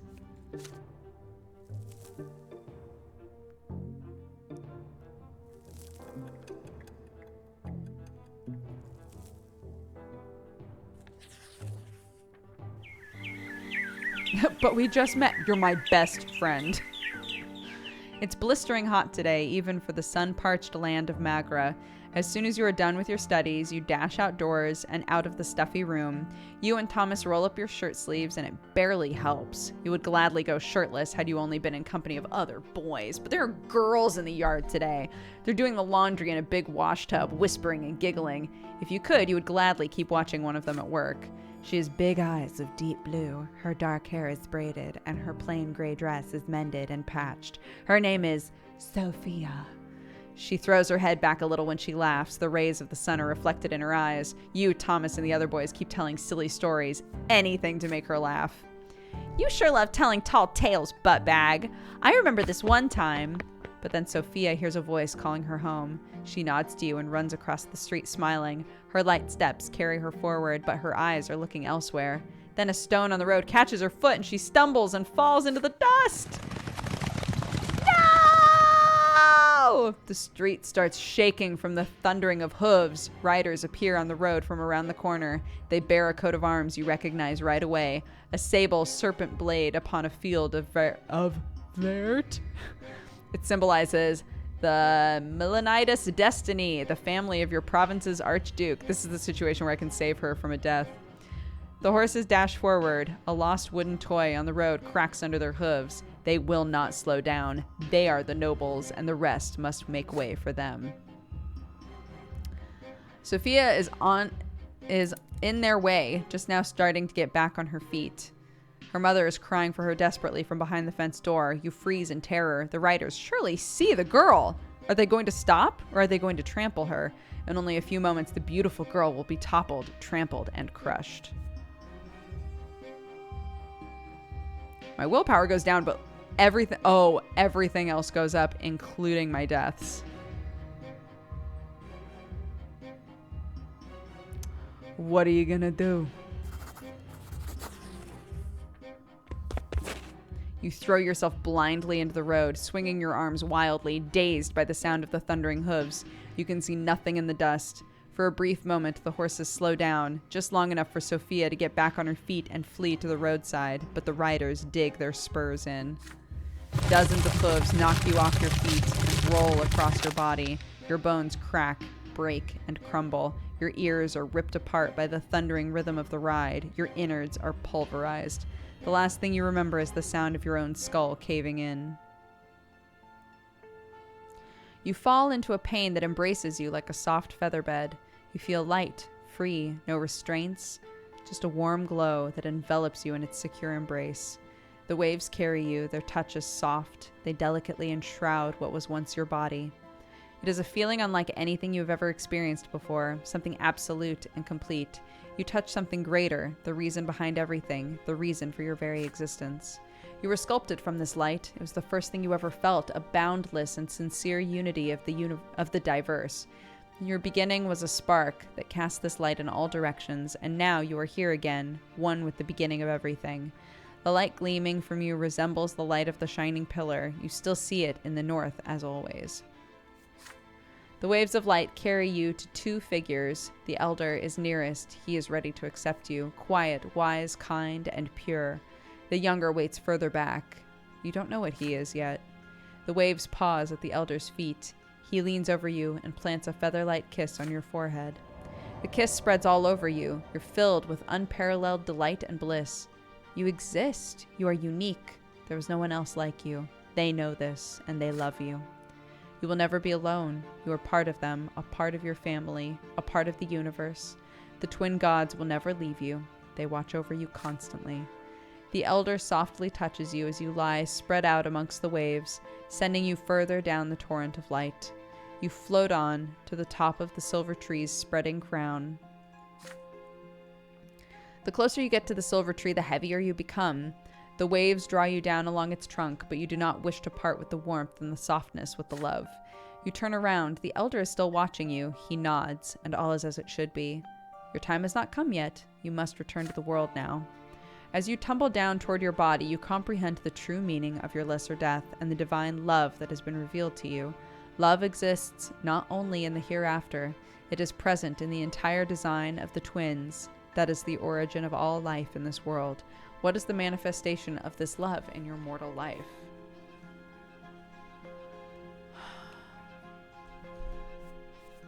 The twin gods cared for all living creatures. The empire is the only thing that gives us a place in the world. No. Give you a clear mission. No. You share the miracle of life in the universe with your kin. The love the gods have for you is so great they've allowed you to change the world they've created. Every action exists by virtue of the love from which the twin gods created you. Cause. A sudden comprehension of the love with which the entire world is imbued illuminates your mind, and it fades away and vanishes. You regain the sensation of your flesh. It is heavy and unwieldy. It lacks the lightness. That light, it is a burden, and it is smothering you. You gasp for air. Your chest expands painfully. You feel as though your lungs are about to burst. The stagnant odor of the crypt fills them, revolting but so real. And you're back.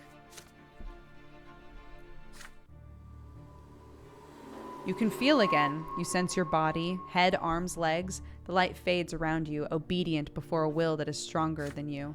You return to the world. Such is the law of the twins. You will return to the world until the time of your true death. And in this world, you will have a body with which to feel pain, suffering, and pleasure. You smell a sickly, moist odor. You open your eyes and see the figures of mother and father in the gloom of the family crypt, speaking to each other quietly. They stop as soon as they hear you gasp. Mother runs to you and locks you in an embrace. Father wraps you in his cloak. Neither of them say a word as they lead you out to the surface and back home. You've met a terrible end, my son.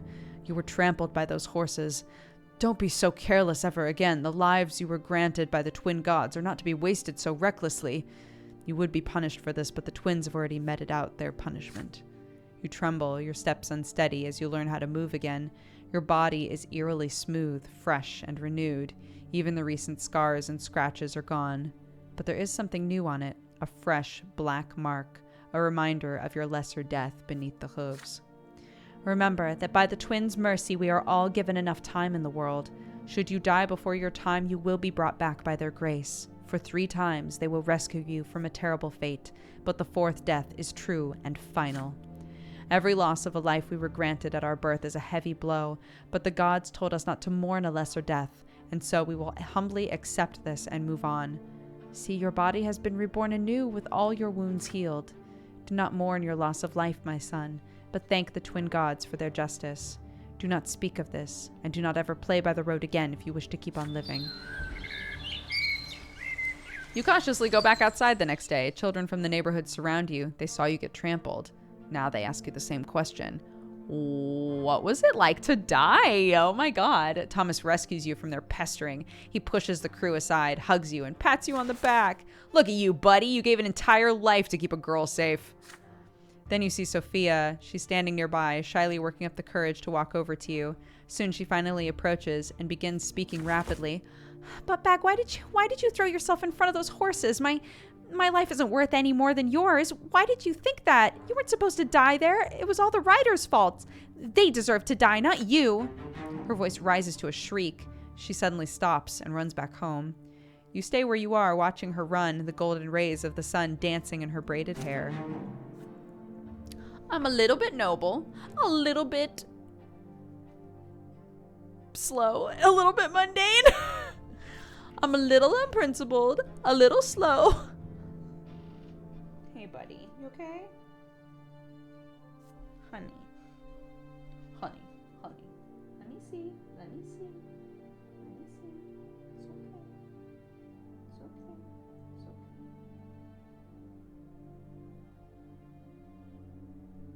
Just trying to figure out if I can move it or not.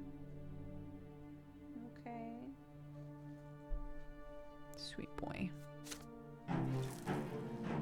I think I'm probably gonna end early because I have the Hollow Knight thing tonight after Clark goes to bed, and this is a lot of talking. And I'm already feeling like, oof, I'm talking a lot.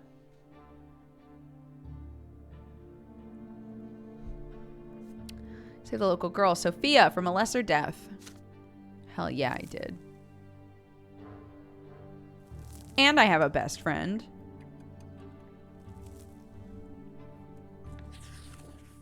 Yeah, and poor Sherlock needs his claws trimmed. Sophia disappeared after the terrible incident with the horses. Her friends gossip her parents sent her off to serve a rich, noble dynasty. You haven't seen her since that day, but you remember Sophia's eyes, the sunlight shining in them. No matter what, life goes on. You're 10 years old now. Your studies continue. You're learning more about the land you live in. Anazat is an ancient city in an imperial province by the name of Magra. All soil in Magra was turned to ash eons ago, scorched by magic during the rebellion of Duke Char Milenitis. The magical arts are all but gone now, but the scorched earth has remained barren and infertile ever since. Since then, the entire province has lain barren, tormented by cold, scorching winds in equal measure, with few precious plants taking root on their own. All fertile land in Magra is bought elsewhere and brought here by an endless caravan of carts and carriages. To pay for food and soil, the cities of Magra became skilled in many trades, primarily mining and digging for metals and stone. Last fall, there was an explosion just outside the city, followed by clouds of thick smoke.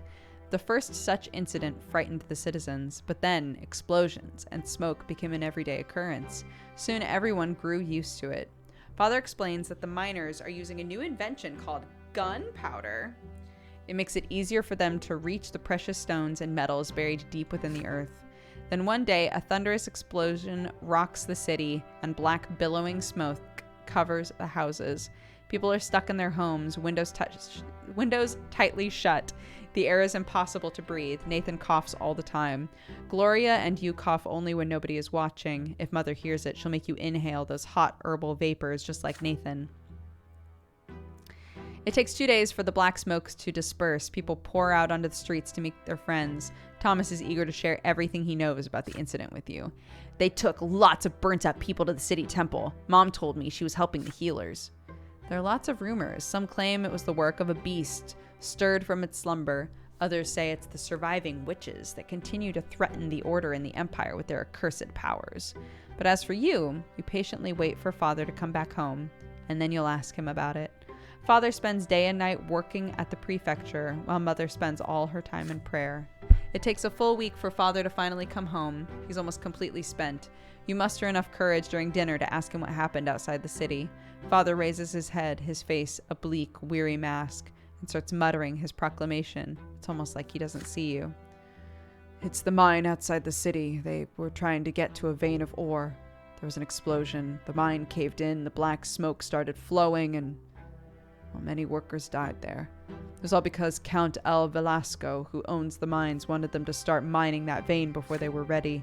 Some of the workers weren't even reborn. Perhaps the twins thought their final time had come.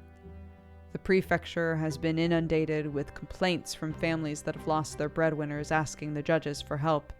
Many people also lost their cattle to the black smoke. Count El Velasco blames gunpowder for the disaster. The prefecture and the newspapers repeat whatever he says, but It's plain old greed and tyranny of noblemen that are to blame. Why is the welfare of our province always paid for with commoner lives? Without warning, he grows silent. You keep thinking about it for days. Can a human life really end so easily? A single moment of bad luck and you die, only to re-emerge from the temple or the family crypt with a new black mark on your arm. Or worse, you remain where you fell, dead, never to be reborn again, ever. Oof. Peace.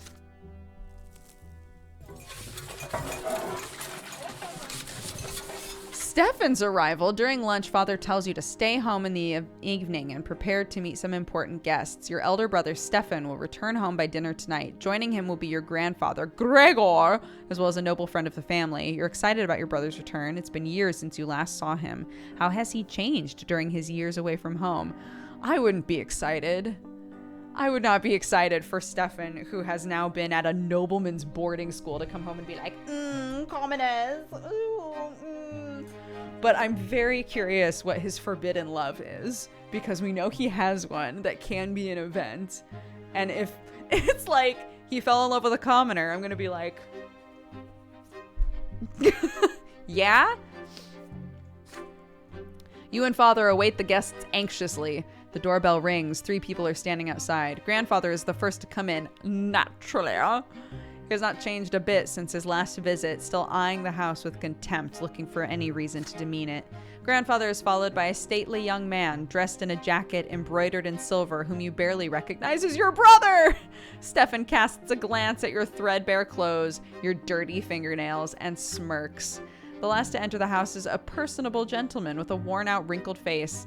You've heard a lot about this man from father and grandfather. Baron Augustin Elborn, Stefan's uncle, a family friend and the province's prefect, which means he is the head judge and thus father's superior. Sir Elborn smiles lightly and offers you his hand. And this must be your younger son, Buttbag? You have your father's eyes, young man. Father bows slightly to grandfather and Sir Elborn, but there's a moment of quiet when Stefan's turn comes. Father reaches out to him awkwardly, expecting an embrace. There's a question in Stefan's eyes as he looks at grandfather. The old man shakes his head imperceptibly. We noblemen oughtn't put our emotions on public display, Father, not even after a lengthy separation. There is no embrace. Instead, Stefan nods to Father curtly. He responds in kind, his face devoid of emotion. After the greeting, you proceed to the sitting room. Elborn is the first to enter. He kisses Mother's hand, and Gloria's too, and tussles Nathan hair after he sees him hiding by the table. Grandfather acknowledges them with a glum nod.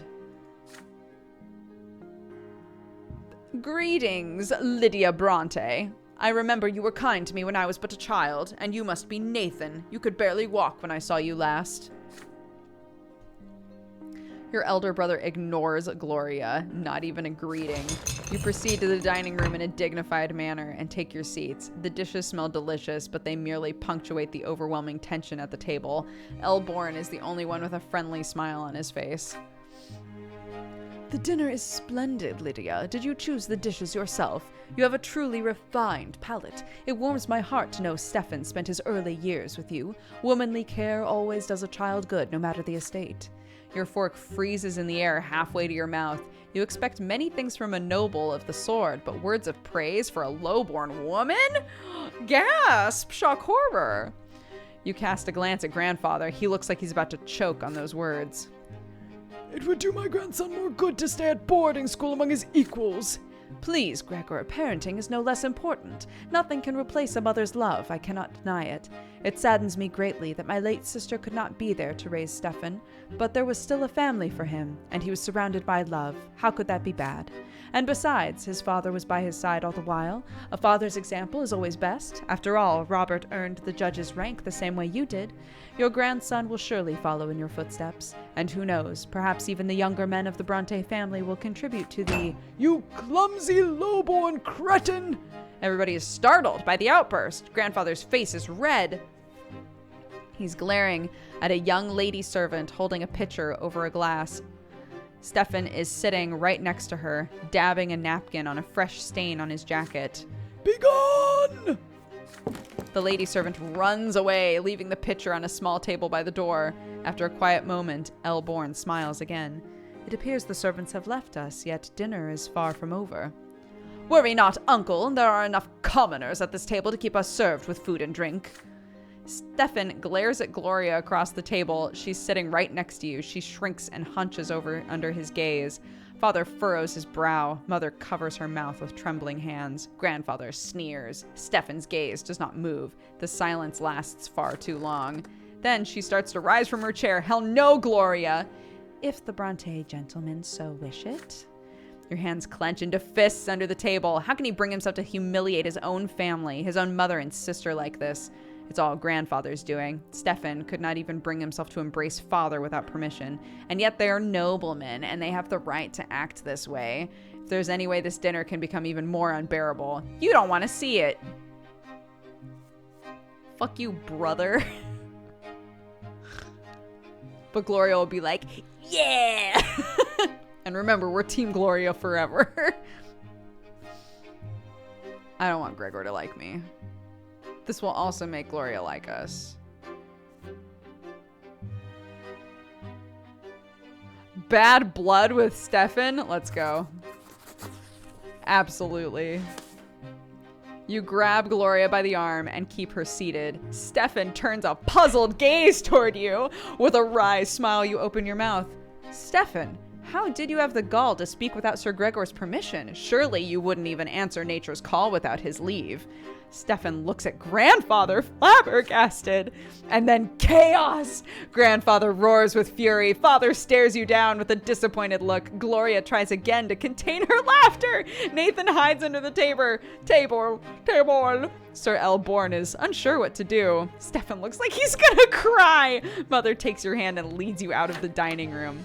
You expect to be locked in your room as usual, but instead she leads you outside to an unlit shed. I'm locking you in here for the night, son. Your presence tonight would be an insult to our noble guests. It's time you learned the meaning of humility. You do your best to fall asleep inside the shed on the cold wooden floor, anything to make this rotten day end sooner. Grandfather's cries of outrage can still be heard from the house.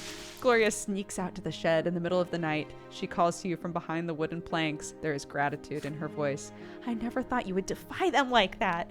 Thank you so much for standing up to them. Sir Gregor got so mad, he forgot all about me and I ran away. And Sir Elborn took Stefan away with him. How are you doing in there? You're not going to freeze to death, are you? It's nothing, you tell her. You'll live. The important thing is that Grandfather and Stefan finally leave her alone. You defended your sister's honor tonight. And now I got bad blood with Stefan. Let's go. I'm probably not going to find out about his secret love, but that's fine. Yes! Gloria and I thick as thieves!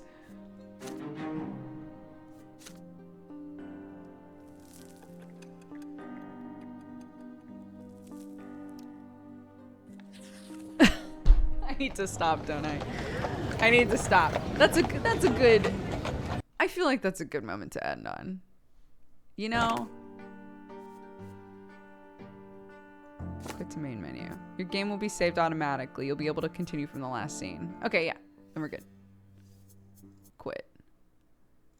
We're still in adolescence, guys. This game is long, I bet you. We got bad blood with Stefan. Hell yeah. Hell yeah. Just one step closer to fucking murdering that kid. Oh, goodness gracious. Okay. So, yes. For anybody who doesn't know this, tonight is session 1 of my Hollow Knight Fate game. Very excited. Very nervous, but very excited. I hope that it's fun. I'm sure it will be. You can do Rotting Maw, ROTTINGMAW, to get the info on it. It will be happening here at 9 p.m. GMT. Keep in mind, some of you have had daylight savings, so it might be a different conversion than usual. And we've got Jesse Cox and King Bendrick and Kelly Siren and Octo as my players. And yeah, I'm very excited to do it. So that will be in, let's see, it's 5 now, in like 4 hours. So I'm going to, because we've been talking a lot during this stream, I'm going to rest my voice because I'm going to be talking a lot tonight as well. making sure that all of my prep work is done and stuff, and also hanging out with those two and having dinner together and stuff like that. But yeah, if you miss it, the VOD will be up on Twitch and it'll also be uploaded to YouTube. So no worries about that as well. Let's see. Couple Valentines. Rainbow says, I just love y'all a whole bunch. And Henry says, hugs to the Sherlock blob. My sweet boy. Let's read off our activity feed. Savi, thank you for the 13 months. Gumps Gang for the 54. Skeleton for the 10. Buy Plant for subscribing. Welcome to the Cat Gang. Jareel for the 5. Katie Bear for the 7. K1HD for the 9. Happy Twitch, baby. God, my nose has been driving me crazy today. Mario Getzov for the 29. Kaylee B for the 2. Bergazel for the 15. Tetsu for the 23. Lunali for the 2. Karagather for the 8. Timidos for the 30. Tatters for the 15. Lavender Breeze for the 21. Wizard of Time for the 2. Zach for the 10. Duckwitz Breen, thank you very much for the biddies and also for subscribing. Welcome to the Cat Gang. Watch Chris Play, thank you for the gifted sub. Geek in the Corner for the 9. Happy Twitch baby to you as well. Aaron X, thank you for the 6. Echo Coda for the 40. Zen Monkey for the 30. Denizen Kane for the 37. B Apollo for the 13. Bad Wolf for the 41. Ascugia for the 16. Caustic Bandage for the 7. J Money for the 31. Rainbow for the 19. W Tile for the 42. Coiled Twitchbot for the biddies. Quanrod for the 2. Adamsk for the 55. Joseph for the 53. Ascended Narwhal for the 1 year. Happy anniversary. Crazy for subscribing. Welcome to the Cat Gang. Forrest Bartley for the 3 years. Happy anniversary. Pale Horse for the 4 years. Happy anniversary. My head is really big for the 49. Kit Kat for the 16. Weapon for the 5. Savran Clark for the 11. Nopey Just Nopey for the 31. Timber Panic for the 2. Con Aaron TVD, thank you very much for subscribing. Welcome to the Cat Gang. VidTech for the 57. MJC for the 32. Little Blue for the 10. Armander for the 4. And Kalira for the 43. Thank you all very much.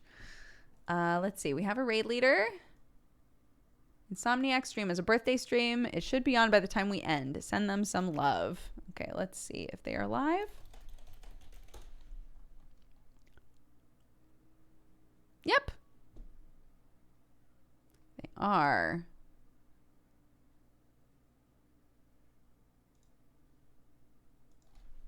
Great. So,